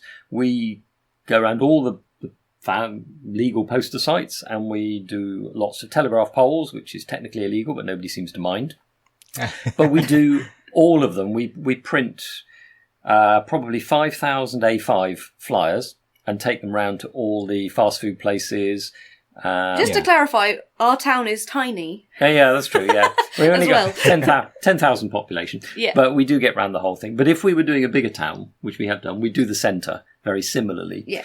We put the flyers in any waiting rooms, doctors' waiting rooms, dentists, that's anywhere where people have to sit and read something. Garages where people are waiting for their MOT. Anywhere where people will sit and read, and as many shops as will take them. And even places where people won't pick one up, like an estate agent, they will never put a poster in the window, but they might let you put a flyer down on the windowsill by their front door or on the desk or something like that. And we found that as people go round a town, if they see the same image 4 or 5 times as they're going round, it sticks. If they only see it once, doesn't really work. So we use the flyers very cheap, and we put those everywhere. We put posters up wherever we can. And possibly the most cost-effective thing that we do is vinyl banners. And these are fantastically effective, and people don't really seem to realise just how good they are. But for about... I don't even know what they are. Well, where would you normally see a banner outside a football stadium or something like that, you know? I was thinking LP kind of vinyl. Oh, all right. Yeah. Big posters, but made of vinyl. So we try to get something about 12, 14 foot long by about 3 foot deep. And then you need somewhere to put it. Almost all the good places are illegal. So the best place is on a railing at a T-junction or a traffic lights or a roundabout where cars go past and have to slow down or stop. Going into the town. Or at the entrance to whichever is the most popular supermarket. Yes. If you put it on a railing, it's probably either going to be private or council. So if private, you can ask permission. Sometimes people will say yes. If it's council, it's illegal, but they rarely take them down. But what we do is we put them up for exactly a month. So we put them up exactly a month before the show, and we take them down on the night of the show, after the show. So nobody can ever accuse us of littering the town and leaving them up till they get old and tatty and making things look disreputable. We look down on the permanent signs that people put out. Yeah. We think, for community reasons, signs for individual events, perfectly reasonable, Yeah. not at all illegal and perfectly fine. Yeah. And the big permanent ones Yeah. we have a problem with because they make the rest of us look bad. Yes. And eventually, and if you leave a banner up forever, eventually the council will come along and they'll say, this is getting out of hand, we'll take them all down and we won't let anyone put anything again. And then they never go back on that once they've made a rule. So yeah, they'll have their eye on you, won't they? But for 50 quid, people are seeing it all day long for a month before, and it really does help, especially if you can then go back and put a little flash on it which says sold out, extra date added or something like that. That's always tonight. Tonight. Do that the day before, the morning of the show. Go up and put tonight on it if you haven't sold out. And then we use local radio, so we always contact local radio stations, and a lot of them are really keen to do interviews. Sometimes we do live sessions for them. I'm not sure how effective local radio is. Doesn't have a lot of listeners. Quite fun. We've done BBC occasionally as well. Sometimes they'll take you. Yeah. Mainly they won't, but some local BBC will. Yeah. But we try and think of everything that we could do locally. Yeah. And in our local area, that's got us to a position now where any show we put on, as long as we do all this work and we do the same every single time, it always sells out. So we know we can hire the Arts Centre, which only seats 156, and we will make £1,000. So it's worth doing a few times a year if you can come up with a different angle. Yeah. That's interesting what you said about the posters and having to see several and it will stick. Because I think that's something that a lot of people may not think about. Like you think, just put one advert out or one poster, and it won't work. But being a postman, I had to deliver all the rubbish flyers. And Domino's, they send flyers to everyone every 2 to 3 weeks. Oh, really? That often? For that exact reason, I'm sure a lot of people out there are probably fed up with them. Yeah. Have noticed as well. But you can't forget them. No, that's exactly the reason why. Yeah. In advertising, I'd heard it said that people have to see something 4 or 5 times before it sinks in. When I was young, I heard that, and the same thing. The same image, yes. That's why brands are so rigidly controlled, because your brain has to have seen exactly the same image over and over again, and then it will settle in. But it does work. If you put that time in, you will get your audiences coming out. And a good show title, we always think, is really important. Harder really, for a rock really band, hard. But a good for rock band, probably you need a good name and logo. And I see a lot of rock band logos which you can't read. They're so clever that you think, well, that's pretty. I wonder what it says. Yeah. Well, I don't think that's very good marketing, really. Advertisers would never do that. They make them clean and easy to read. And so that's why I'm saying this, because we're setting up a local rock band for our amusement, which is not designed to be commercial. It's just because we love rock more than we love musical theatre, which we do like. But we listen to rock at home. That is our first love. And we finally decided to put together a pub type classic rock band. Also, because it means we can play together. Because Andy, although he is an engineer and a very organised sort of person, also secretly plays the drums. But not well enough for a theatre work. I'm an amateur standard, but I'm good enough for a pub. So, well, I mean, you said in your email you picked it up only 11 years ago? You said it was about that, yeah. And then I played for a couple of years with a band that never really got to do many gigs, and then I did nothing. And then I picked it up again about a year or so ago. But I haven't played very much, so I'm not very good. But I do love it. And it's nice for us to do something artistic together rather than Samantha on stage and me in the sound booth. Yeah. You might have said already, was it a covers band or originals band? It's covers. It's all classic rock. Covers. So it's sort of Bon Jovi and Metallica and... Queen and Meatloaf. Yeah. And Guns N' Roses. And maybe even some Dream Theatre. Maybe. After we've got our first set under our belt. I really want to add Very nice. Pull Me Under to our set list. Anyway, so that's, so we're going to be doing the same thing with our local gigs. Once we get some gigs, we'll be out there, and it might be only in a pub, but we'll still be out there putting posters up all around the place to make sure it's full. Yeah. Yeah, that's so I found so my background with covers band, it was a completely different atmosphere to originals. So I've been going to original gigs in my hometown since I was like 15.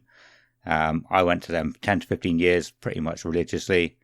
And then I got into covers bands, and it's different venues. It's pubs who generally have sort of people who are sort of 30s to 40s and maybe a bit older.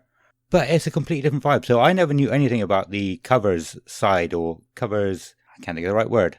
But yeah, any covers bands. But when I was in a covers band, I knew everything. Yeah, you get to know who the other covers bands are, what pubs play them. And like I said, it's just a completely different atmosphere. I did also notice, and it's something I thought about after your email, Andy. I have seen, I don't know if you've ever played any pubs, Samantha, but you do have just normal singers in other pubs as well. Just like standalone singers. And I've never known anything about that side of music. So I didn't know if you've seen much about that, if you do that kind of side of it, if you know what I'm talking about. We try to steer away from, up till now we've steered away from pubs with Samantha on her own because they're a bit leery. Yeah, there are a couple of reasons. I am much better at performing when I am slightly distanced from the audience. I like the fourth wall, I like the stage. It's just something about the way I perform. I prefer it. And the second thing is most pubs, I'm a loud singer. Some people are quiet singers, some people are loud singers. I'm a loud singer, and I find a lot of pubs aren't big enough for my voice. And I don't like being background music. So we have to... If people are talking, I get very annoyed. They should be listening to me. So told you she was a show-off. I'm a show-off, it's terrible. I agree with that. So pubs for a solo performance is trickier from that perspective. But as a band, it won't be quite so bad because we'll be there to protect our gear and you, and we're there to have a lot of fun as well, and for the thrill of performing together. That will compensate for some of the other downsides. I've definitely seen some solo performers with backing tracks performing in pubs. We've gone to see them, and I often feel really sorry for them because they're having to do so much management of people just putting drinks down on their expensive equipment and trying to steal the microphone and stuff. And I just I couldn't. I need that separation. Yeah, that's hard work. Yeah, can you sing "Let It Go" from Frozen? And requests. Yeah. Sorry, it's not in the set list. Go on, please. Like I said, I've just sort of thought to myself after your email, where did these people come from? And, and how do they sort of climb up the ladder? Is this the start of some kind of ladder for a specific type of music? Or, but I didn't know. So before we started chatting, I didn't know if that's the sort of thing you did or not. No, it tends to be a separate strand. If you're thinking of the tribute performers who play pubs, there are a lot of them. It's like a separate industry almost. Yeah. Most of them are not full time, so most of them have a job, and then they'll do Friday and Saturday nights as a tribute act. And there are a lot of very small booking agents that maybe only cover a part of a county. So they go around the pubs and they say, look, I can get you a tribute act every week. Just leave it to me. But they generally not very professional. They don't pay very well. So these acts, they might be earning 100, 125 quid a night, which is quite nice if you've got another job. But it's not really enough to turn in a fully rounded professional performance. So a lot of them are not particularly high standard. But against that, the audiences often don't care. They're quite drunk. Yeah. They love the songs, and so what they're getting is what they're really happy with. Yeah. That sounds like we're looking down on it. That's not what we're saying. We're just saying it's not different. It's not professional. Think it sounds like that at all. Yeah. No, it's a way of it is having fun and earning money by doing performing. Yeah, but it's tough. Because a lot of them are on their own, so they've got their little mixing desk beside them, they've got to carry all their own gear, a lot of them are female, and so they've got to do all of that lugging stuff and looking after themselves, because the bar staff don't care care for them. So it's a tough life, but it can be quite financially rewarding. Yeah, I suppose if you get enough enough gigs. But yeah, I've like I said, I've never seen one, but I can get why it would be tough from what you're saying. Yeah. Although to be fair, we have only done 2 weddings, and we found almost the same thing at the first wedding we did. The second one was for a friend. Yeah. But the first one, the people who were at the wedding, they were very lovely, and we talked to them a lot beforehand. But once we were there, they didn't care about us. They weren't interested in what we were doing, even though they particularly chose me because they wanted the style of music. They were letting their kids run across the staging area. People were knocking into things, stepping on wires, and being disrespectful. And we just said, we're not doing weddings anymore for that reason. Because we were trying to take it seriously, and they wanted just something in the background. Something different. It's horses for courses. Yeah. Some people love weddings. We have 4 speakers in our PA, and they cost £1,000 each. And Samantha's microphone is £850. So it's a really nice microphone. It's a great microphone. Now, in a theatre, that means that we can fill a 3,000-seat theatre with our own PA, which will go in the back of my car. It's tiny, but it's very expensive. But it's absolutely perfect for what we do, and they get an utterly clear sound. There's no mushiness. It's really pure and clear. And Samantha is a technically specific singer, so when she's doing musical theatre and stuff, you want to hear the words, and people often come up after the shows and say, I've never heard the words to that song before, now I know what they are. Whereas with rock music, you don't need that precision, so you need volume, you need a certain amount of clarity, but it doesn't have to be quite the same. So if we take our very expensive theatre gear into a pub, it's just not worth the risk. So it's horses for courses. Yeah. If we could afford another complete set of gear, then it would be different. Cool. What else do we have here, anyways? If you want to refer your listeners to an ebook that I wrote, which it's free. It's on our website, and it's about how to tour theatres. So a lot of it is relevant to everybody. I'll have to check it's on the website. Actually, thinking about it, is it on? Unless, I told you not to delete everything in the home. It's on the server, but is there a link on the website? No, you need a direct. Oh, right, direct link. I'll send you a link. You can't find it from the website, but you can find it if you type the link in. And it's everything we've learnt about how to be a successful touring musician with theatre shows. So it's theatre shows, not music, specifically. But a lot of it is still relevant. So all the stuff about the posters and links to where you can buy cheap printing. So the cheapest vinyl banners, for instance, come from Italy, bizarrely. And, the cheapest paper print is a solo press online. You can order it online, upload your pictures, and it's really cheap compared with everybody else. So basically everything that we've learned that we think we can pass on is in that ebook. And I'm quite happy for people to read it, and hopefully they get something from it.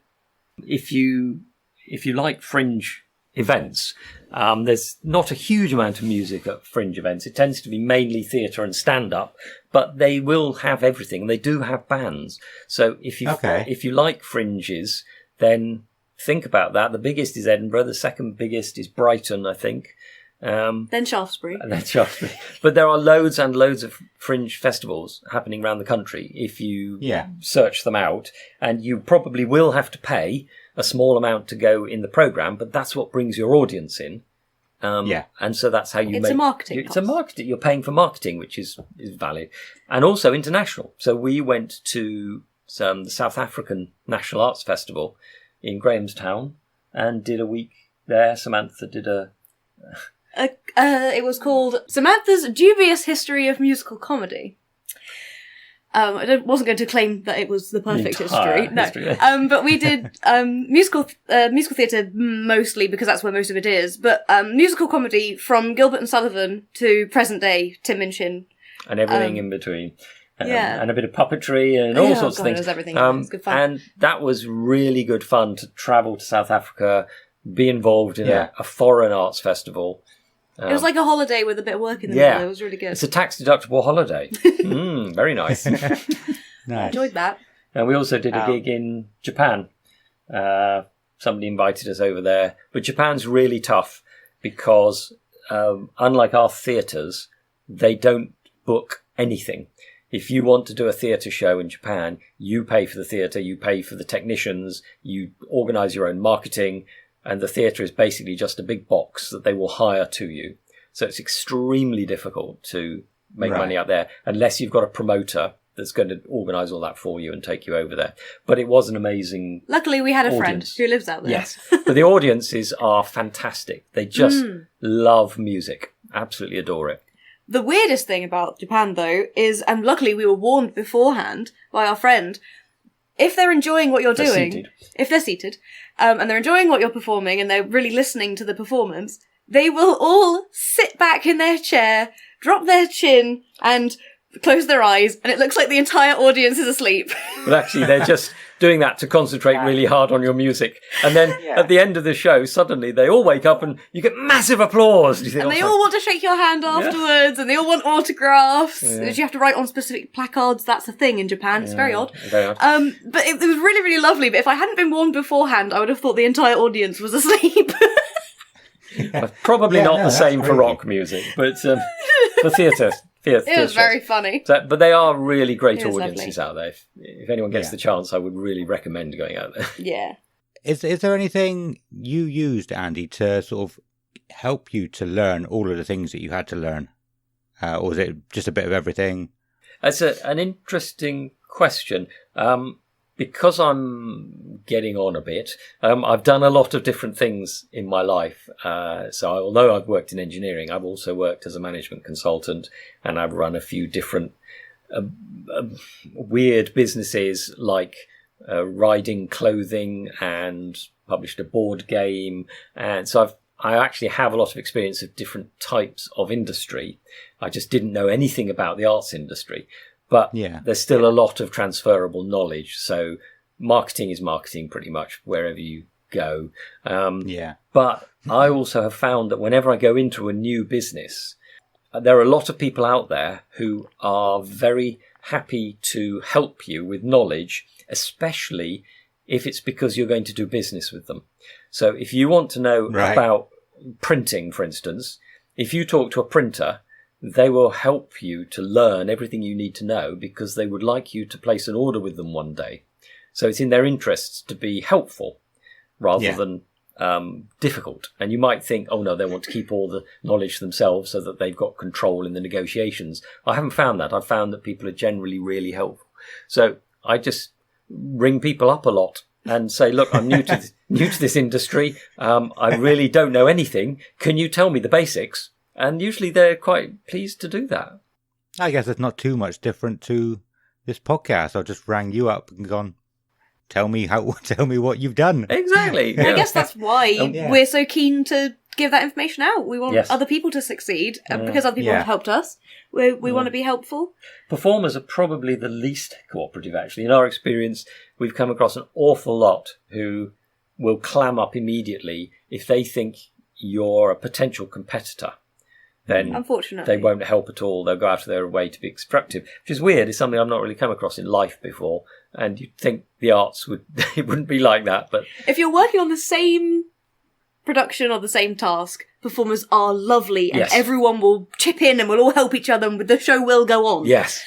If you're a competition, however, not the same thing. Not quite the same. No, that's something that I find really strange because there can't be much competition in music, really. You know, you can like one band and you can like another band. I guess if you're doing a similar show, you know, if you've got a show on the same night as somebody else, it's competition. But generally, there isn't. You know, I was learning all about escape rooms because I wanted my own escape room. And you would think, you know, escape rooms are in competition with each other, but they're not. You know, you want to be friends. You want somebody else to succeed in the same town because people will enjoy it if they go to them first, and then they'll come to you after because they can't do the room again. So people view competition too much. I think they assume there's competition there when there shouldn't be. When you're a potential employee, it's slightly different. So if you're auditioning for the same role, then there's a very definite competition. And so that's fair enough. In our show world, as opposed to just music world, it's slightly different from music because all performers are in competition for roles. So they We've had quite a lot of situations when we started out, when Samantha was completely unknown, where people would say, "Oh, why don't you come and do a song or something?" And then as soon as they discovered that she was as good as them or better, suddenly we've had people actually just walk off and turn their back on us and never talk again because they've discovered that she's good and they won't have it. This is scary.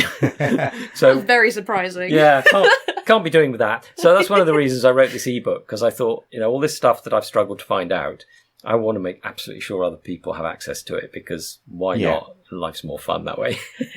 Yeah. I think you did send me the link to that, Samantha.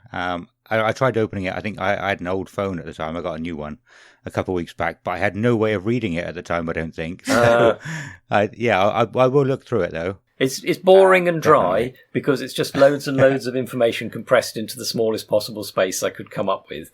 But there's good stuff in there if you can make yourself read it. It's not entertainment. No, definitely not. But if you're trying to be successful in music, then you should be trying to learn as much as possible anyway. Nobody knows everything. I think it's tough because people who are artistic and creative and musical are often not as business-minded by nature, because there's different parts of the brain. So we're very lucky that Samantha is completely artistic related, and I'm not really very much at all. But to try and get all of that in one person is very difficult. So in a band, I think you need... Oh, that's something else we should mention in a moment. In a band, you're very lucky if you've got somebody who's good at the organisation and somebody else who's good at the creative side. But that just reminded me that we're very strongly of the opinion that every creative, whether it's a band or an individual, should have an external judge. If that's a manager, that's great. Or if not, it's somebody who is brutally honest. So that's my job. Emphasis on the brutal part. Yes, because there is no point in saying to somebody, "Oh, you're awesome, you're amazing," if they're not. Because you're not doing them any favours. And we've come across it all the time. There is no chance when we go to a pub and sometimes we see a band and the singer, we can hear the potential in their voice, but they're completely untrained and they're not doing a very good job of it. But they've got their raw talent. And we've discovered quite quickly, you cannot go up to anybody and say, "Did you know you've got loads of talent? And if you just had a couple of lessons, you could bring it all out." And they go, "What, are you saying I can't sing?" And it's very frustrating because I'm Samantha's musical director, we call it, if you want to be grand. But everything she does, I listen to it from an audience point of view. I try to be the audience.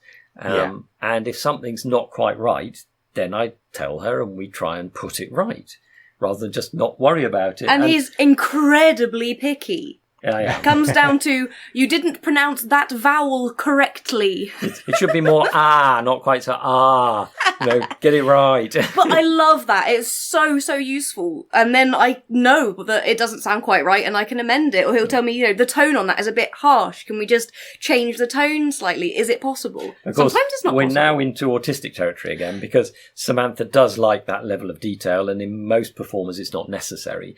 But I think it is important to have somebody to be able to say, "Did you know when you sing that bit of that verse, you're flat?" And because if nobody tells you, you'll never know. How can you get it better? And if you don't want to get it right, I don't think you can call yourself a professional. No, I completely agree with that as well. One thing I've learned is that you should never ask for critical feedback. You should never ask criticism? for feedback from your friends. It's basically what I've heard. Because even if they want to be, like you said, brutally honest, or even like not so brutally honest, they probably won't, You don't want to fall out. Yeah. No. That's why you have to designate someone. Yeah. Everything you say, I won't be offended, and actually then don't be offended. That's the tricky bit. Yeah. Tell me everything that was wrong with it. Don't say anything nice. Yeah. And that can be really useful. A manager is a very good person to have for that reason. Bands, I think, often think they don't need a manager. But even if it's just somebody who has a bit of a managerial input, for them to stand back and say, "I was watching the crowd from the back, and did you know that song doesn't work? I know you all love it, but they hate it.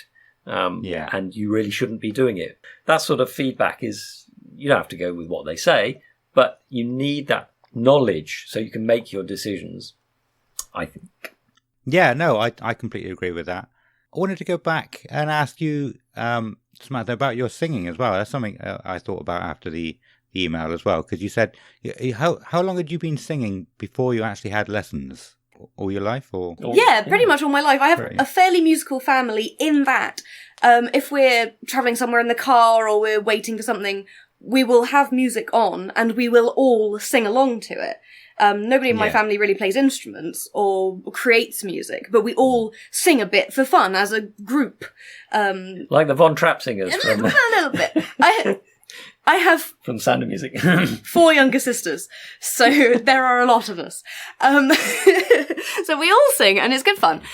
So I've been singing forever, and at school I really enjoyed the musicals our school put on. I was a member of the choir very early just because I thought it was really good fun. I've always really enjoyed singing. I never got any big parts or anything, but that's neither here nor there. I won't talk about all the horrible nepotism involved. Not related to the teacher, so. There was a bit of that going on. There was a bit. But it was a very good school for the musicals they put on were really good. They put a lot of concerts on. So there's a lot of singing opportunity. Of course, I was advised by my careers counsellor at school that I should do an academic thing and not to do music at all, to the point where even though I elected to do music at GCSE, they didn't give it to me as an elective, they gave me a different one, and I had to go in on the first day of school and complain. Did you manage to get it after that? I did. I had to see the head of music, but I did get it done eventually. But my parents were of the same thought, get a real job, as it were. And your careers advisor said, don't dream about doing music. That's just a ridiculous fantasy. You'll have to go and get a job in a call centre. Or something along those lines. I was 19 when we met. Yep. I had been temping for a few years out of school. I was terrible at it. All of it. Everything I tried. It was really strange. And then, so I started lessons when I was about, 20. Mm. Yeah, so not really trained at all until then, just sung just for fun. Although I have to say that what Samantha did get from school, she had a very fierce director for the musicals, and he was very good at impressing on her basic stage ethics, if you like. 2 very good ones. Head of music was excellent, and the head of drama also. They both directed different parts, obviously, but basic stuff like always look happy, stage face, as they call it. It doesn't matter how miserable you're feeling. It's your job to entertain your audience. So you must keep your stage face, never turn your back on the audience, always be quiet in the wings, all this sort of really basic stuff, which is now so ingrained because she learnt it very young, that it makes the stage work much easier. So that was a very good thing to treating learn. everything as a performance, even if you're theoretically not visible. For example, we had a lot of concerts where there would be we had 2 different choirs in the school, they were music groups, and when we were all on stage the whole time though. So when someone else was performing, you were still on view, and they were very fierce about that. You're not sitting there chatting quietly to a friend while the flutes are performing. You're still in view, so you have to be performing. If you're not, we will take you off stage, and you will not perform. So that was quite useful. Watch the other musicians and act as if you're really enjoying what they're doing, even if you're hating it, because you're part of the show, you're on show, so you have to act something. And that stuff's really useful. That's really useful, You see that, we see that even in other professional shows that we've seen, that they don't do that. We see people looking bored, or one looking up into the lights in the top of the theatre, and they're just not doing a job. So we're very strict about that. Sort of thing. Cool. Yeah. No, I think I was just curious because of I learned music in college, and I think I was quite good at maths, so I really enjoyed the music theory side of it, and I think with things like guitar, people can learn to play the guitar without knowing the theory. I think when I was growing up, I thought you need to know the theory. But I think people have proved that wrong and been amazing without knowing the theory. How much were you taught about singing with including the theory, or were you just naturally good at it? Were you, I don't know, singing enough to know the right words? I know what you mean. Skill versus talent, isn't it? Yeah. Yeah. For singing in particular, which is the only instrument I actually do very well, I have taken up the guitar, but I'm not very good at it. There is a big difference between skill and talent. And the way I tend to describe this, because I teach beginners singing, is that the people who seem to have a lot of talent in singing are people who guessed some of the techniques correctly when they were very little, or they did a lot of it and got better at it.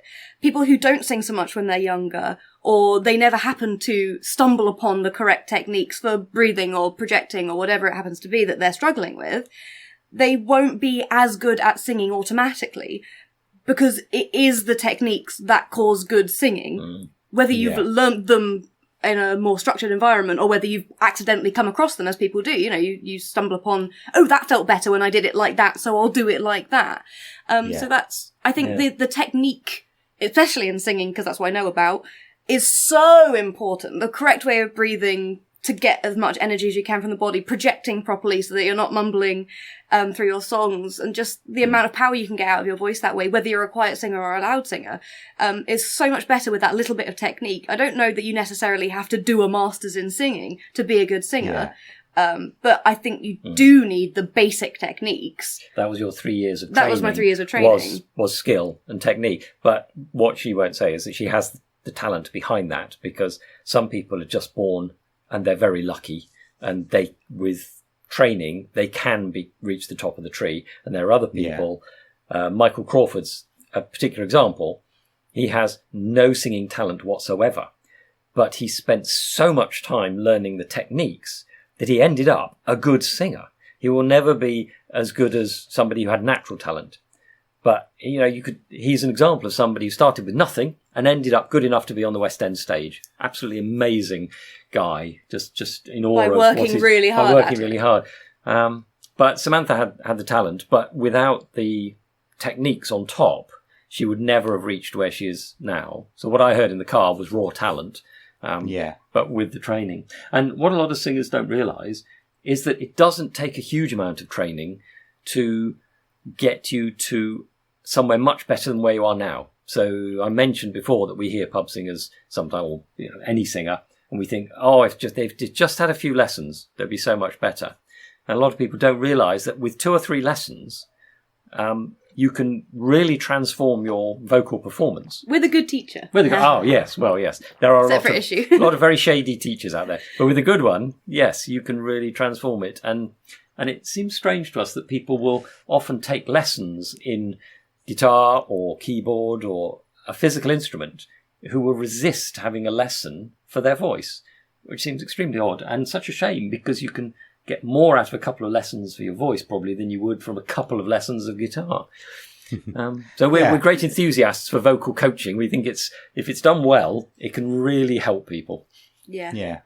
I'm an awful singer, but I have often wondered, am I actually a good singer that hasn't had any lessons yet? You know, if I knew the right technique, I'd probably not. But, if you listen to toddlers singing, they're all in tune. And yet when they grow up, most of them are no longer in tune. So we all are born with the ability to sing. All of us. Maybe 1 in a million have some sort of physical defect and they can't sing in tune. But it's so rare that you might as well just discount that and just say everyone can sing. It's like everyone can play the guitar, but not until they've learnt. And it's the same with singing. If you're taught, you can sing. Everyone can sing. So you could, definitely, without a doubt. Although it's definitely true that people who start at a talent level are probably going to be more enthused to take lessons and learn, and so they'll learn faster because they've already got a good basis and all that stuff. Sure, definitely. If you're starting from a place where you're not confident in your voice, that's so much harder as a place to start from than if you're very confident because it's already coming out reasonably well. So, I mean, there are, there are levels. Yes. But everyone can learn to sing in tune with pitching and tone. Where you go to after that is a different thing. Yeah. So tone deaf is not a thing. No. And it's a great shame. Not unless you're actually deaf. Yeah. It's a pity that so many people use it as a term and it's kind of accepted that it exists, but it doesn't. And it's just very few people. Yeah, the 1 in a million. Yeah. But it's very frustrating that people use it all the time as if that's not quite an excuse for not learning, but, lots of people will say, oh, there's no point in you teaching me I'm tone deaf. And it just isn't true. Unless they just don't want to learn, which is fine. Totally fine. That's absolutely fine. I don't want to. I don't want to be a singer. Yeah, no, I think that's most of the time that's down to confidence. They don't want, they haven't got the confidence to sing in the first place. But so the little bits that they do, they think, oh, I sound awful. So they lack the confidence still. Definitely. Confidence is the big thing in singing. Yeah. You cannot sing well if you're not singing fully with projection and theoretically confidence. You can't sing well without that. That's one of the main problems of singing. Trying to overcome the confidence problem. And there's sort of two things that really make a singer, and you can almost in 5 minutes you can transform your voice. One of them is breathing deeply. So when you're breathing while you're singing, breathe deeply as if you're about to dive underwater and you need to hold your breath. That's how deep you should be breathing every time you breathe. And that's a hard knack to get into. But if you do that, and the second thing is don't rely on the microphone, pretend you haven't got a microphone and sing to the person at the back of the room and let the sound engineer work out what the volume should be. Don't you do it by singing quietly to the microphone and expect him to turn you up. If you just do those two things as a singer, it transforms almost everybody's performance. There are techniques, of course. There's a lot of other stuff. But that's the first thing. That's a 5-minute vocal lesson from somebody who isn't a vocal coach, but has sat in on hundreds of lessons. Awesome. We should probably start to wrap it up there. We're at about an hour and a half now. But so before we go, I think we've covered pretty much everything that you sent in the email. Like you said, there's probably loads more that you do. But I hope people listening have been able to take something away from this. Whatever you're trying to do, whether you're trying to get a band up and going or similar to Samantha and Andy. And like I said, we should wrap it up there. Do you want to tell the listeners what you've got coming up? If you've got any shows, any tours coming up, and where they can find you? Yeah, absolutely. The best place to find out what's going on is at my website, as we mentioned earlier, samantha.co.uk. Say that with such confidence. Couldn't be easier to remember. Our next performance is our Dusty Silla Lulu and Petula Clark show, next weekend. Is next weekend. In Totton, just outside Southampton. What's the date of that? I can't remember if it's Friday or Saturday. It's Friday or Saturday. I think it's Saturday. I think it's the 19th. Yeah. And then the weekend after that, we've got another couple. We've got one in Romsey. What was the date of the first one? Sorry. Just in case people are listening to this a week after or something. Yeah, while she's looking that up, there's another little snippet you might want to add in. If we can help anybody in any way at all, we're really happy for people to send us questions or comments. So if anyone wants to contact us on the website, samantha.co.uk, or on Facebook, where if you search Samantha Singer, you may find us there. Dramatic picture of her in her cabaret guise if you're looking for the right icon. But either of those methods, get in touch if you've got any questions. We just love passing on anything we've learned, so we're very happy to chat to anybody. So the dates? Yeah. Our next gig is Dusty Silla Lulu and Pet, which is on the 12th of March at Hanger Farm Arts Centre in Totton. Which is near Southampton in Hampshire. Indeed it is. Yeah. And then we've got the following weekend, we're in Romsey, also in Hampshire, and then Eastbourne, aren't we, the day after? We've got various other ones coming up through the year, but they're all on the website, samantha.co.uk. That's the easiest place to get the up-to-date information. Cool. And so we said about your ebook. Any shout-outs you want to give before you go? One person we would really like to recommend is if you're anywhere in the South Hampshire area and you want vocal coaching, there's a teacher called Jodie Elms who taught Samantha, and she is lovely. She is also the best coach we've come across.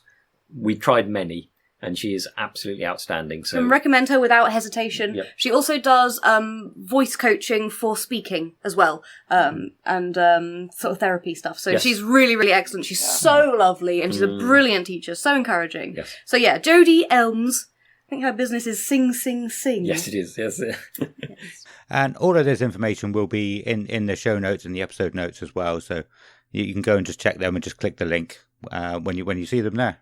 And so we're going to have to say goodbye to you guys now, and I'll get back to the rest of the episode with Simon. But yeah, so a massive, massive thank you to Samantha and Andy for coming on. Hopefully you've given some people some great information to help them further their career. Oh, we're so glad you invited us. It's been loads of fun, hasn't it? Yeah, I hope we've helped somebody. And thank you so much for talking to us thank today. You. Yeah, thank you very much. Bye-bye. Again, thank you to Samantha and Andy. That was an amazing interview. I hope you all enjoyed it, and I hope you managed to take something from it. Simon hasn't actually had the time to listen to it yet, because I only finished editing it this afternoon. So it's not Simon's fault. It's So I'm going to be listening to it with all you guys listening to it. Yeah. So I'm excited. But I wanted to talk to him about it in this bit, but it doesn't help that he hasn't listened to it. So I wrote down a few things that I just wanted to talk about, and I'll try and explain them as I go as well, which is going to be interesting. No, it'll be fine. So yeah, like I said, they Samantha and Andy do musical theatre stuff, and it's pretty much all. It's like a tribute act, It's a lot of covers. They pick a specific singer, say, and then just make a show around it. Yeah. One was Vera Lynn, which I honestly don't know much about. Yeah, so they just did a show because it was her 100th birthday around Vera Lynn, and they'll just book art centres or sort of village halls around the country and take their set and set it up. And it's just the two of them. From the outside, they seem as professional as any other production company, which I think is amazing. So it just goes to show that any up-and-coming band can look and be professional, even without sort of the management taking them through it, But one thing that came up was Samantha said some people can be a bit volatile towards tribute acts, which is pretty ludicrous, I think, to be honest. I never actually saw anything like that or had anybody say to me when I was a sound guy for a covers band for a couple of years. Have you witnessed anything like that, or I'm sure you'll find. I feel like people, like all the people that do, like covers and like you said, like these guys that are doing, like productions and stuff of other people's. I feel like people feel like they're lesser because it's not their stuff, when in fact they're not at all. Like I've seen some incredible musicians playing in cover bands and all sorts of stuff. So it really depends what you want out of, some people. You can certainly make. I'm sure we've spoken about this before. You can certainly make more money in a cover band than you can in a normal band, because people will literally pay you to play other people's famous songs. Yeah. So for some people, they love it. As from a musician standpoint, you get to play all this cool stuff, and normally everyone knows the words already, or like these guys, if you're doing like a performance, it's something that people will know, or something that is already there. So. Yeah, I think it's cool, man. I've never really heard any negative stuff. I have probably heard a few people being like, oh, they're a fucking cover band. Yeah. Or, just a bit of negativity, but I've never heard any more than that, I would say. Yeah. But yeah, I've seen some banging stuff. So yeah, like I love it. It's great. Especially if you're really pissed up and a really decent covers band starts playing some great stuff. It's awesome. It puts you in like a fantastic mood. Yeah. It's wicked. But yeah, there's probably a lot of people out there that are like, nah. Like actually, do you know what? Perfect example of this. We saw a Limp Bizkit cover band at the Frog and Fiddle in Cheltenham, and they were incredible, right? And then my brother was like, "Nah, that's shit. I don't want to see a cover band." Yeah, it's his exact words, literally like 2 weeks ago. He's like, "Nah, fuck that. I don't want to see any cover bands." And there's like a Linkin Park one and a Biffy Clyro one playing, and we go to the Frog and watch these cover bands because they're, some of them are a bit shitty, but some of them are really cool. So yeah, you never really know what you're gonna get, but when they're really good, it's sick. It's awesome, man. Yeah, so, definitely. Yeah, I'm all for it, but yeah, I'm not negative towards it. Cool. And you're not, so... Yeah, I didn't think you would be. No. But yeah, no, one argument I've seen for it as well is like some people just enjoy playing covers, It's you don't have to be able to write your own music to enjoy playing an instrument, to enjoy singing. Nope. Yeah, I think it's fine. But yeah, that's just something I wanted to bring up. I like I said, I knew you'd be fine with it, but it's something that they spoke about that I wanted to get your input or overview. Okay. Something view. Yeah. Take on. Another thing they spoke about was how they advertise for their shows. And one of the main things that helps them is flyers and posters. And I thought that was interesting. It makes sense. I'm not sure how many people think about doing it anymore. In the age of social media, if people even bother to go out and get flyers and put them around town. Maybe not in like a metal band, just to play like a one-off show in that town. But yeah. But if it's a bit less metal, I can't think of the right word. Yeah, it might work. But I think one of the things they said was just along the lines of just thinking outside of the box for however you can market your show, and I think that there's so many things you could do to help yourself grow as well. I mean, you can you don't have to just chuck stuff on social media, hope people like it, and if they don't, pay some money to boost it and hope those people like it. It depends on how much effort I think you're willing to put in. If you want to get all these things made and do that extra, hey, if you get an extra 1, 2, 3, 4 people at your show, sometimes that can make all the difference. Like we've said before, the greatest thing you can have is word of mouth. Yeah. If you use one flyer to get, say, a couple to come, and then they say, oh, these people are really good, and then they check them out, or they come to the gig next time, and then it just goes on and on. It's like that bit in Waynesville, isn't it? And they tell their friend, and they tell their friend, and he tells his friend, and then it just keeps, and so on, and so, and every, that's exactly what it is. So yeah, like I was going to say, I'm making like Dear Download cards, and I'm walking around the entirety of the campsite at Download, handing them out to people when I'm absolutely trashed. So we're going to be doing the exact same thing. So I like it though. It just depends on the amount of effort you want to put in. But like you said, I think these things, there's still something in them.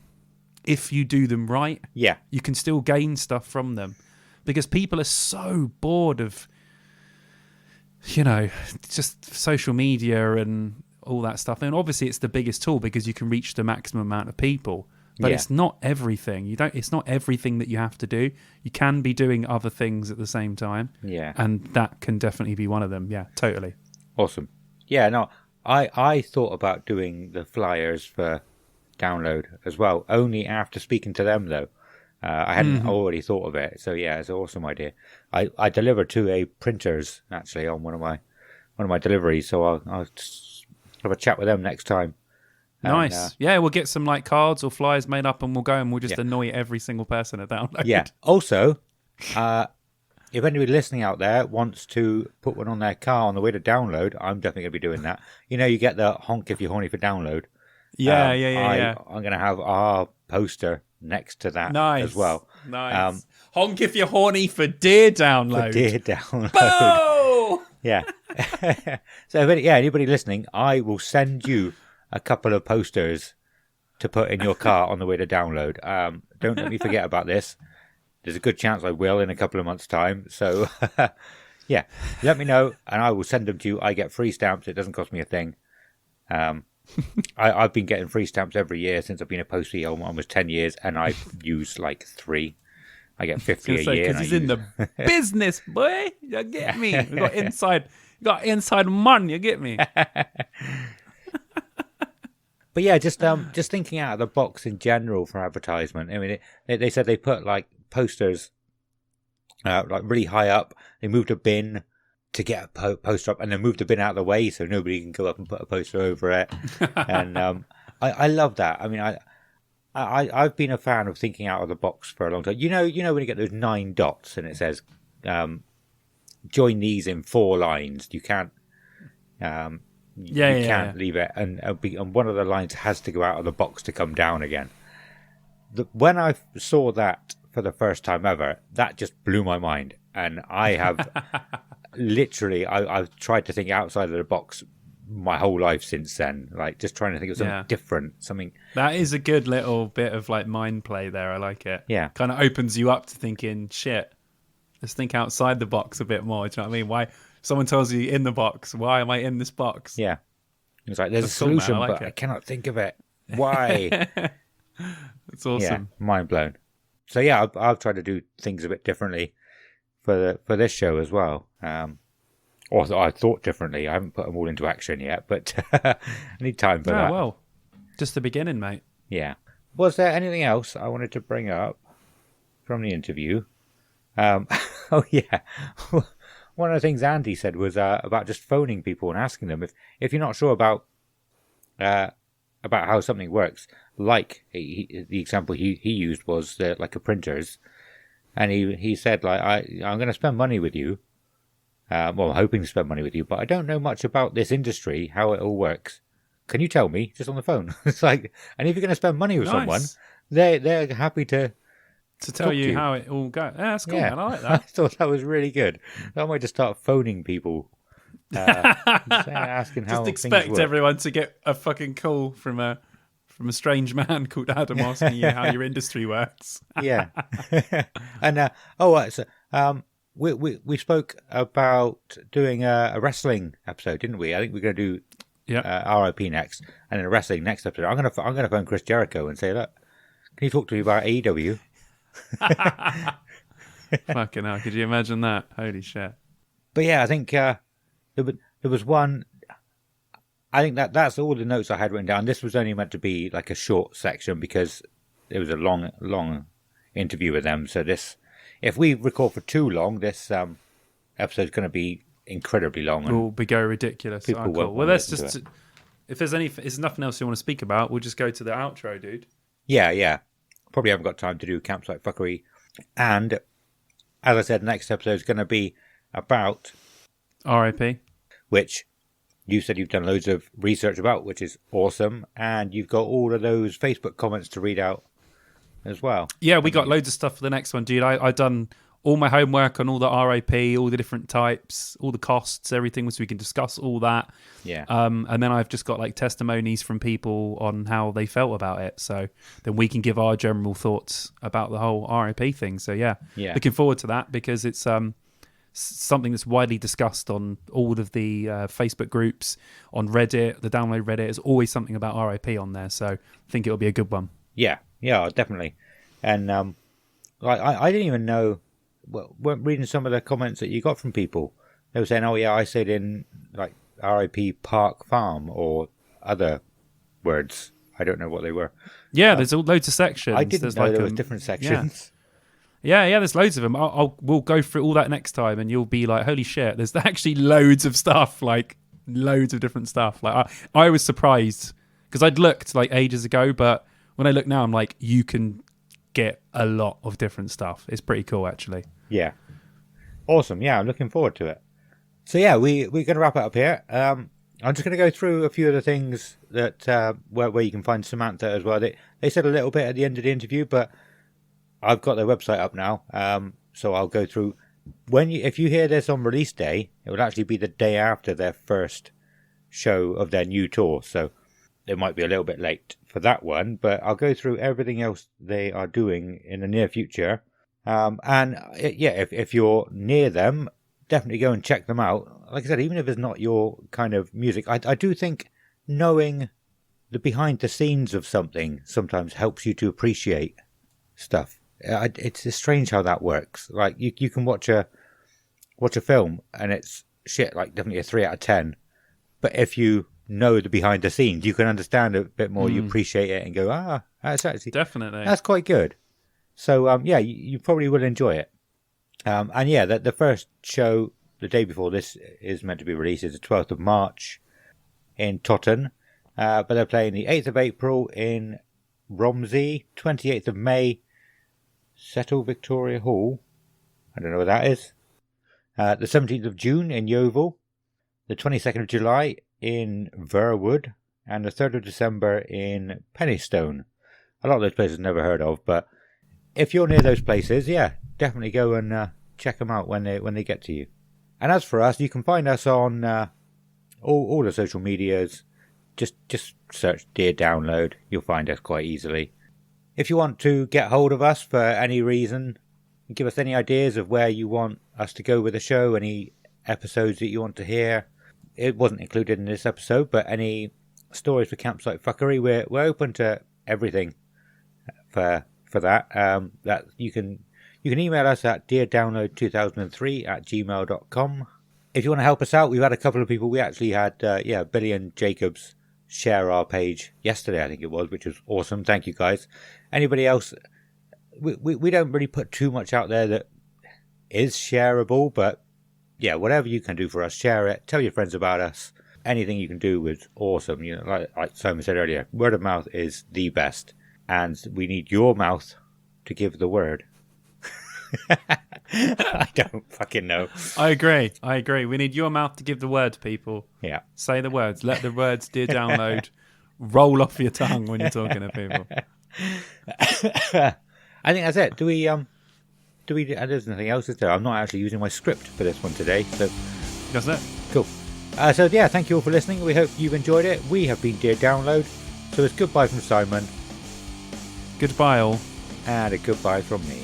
Goodbye.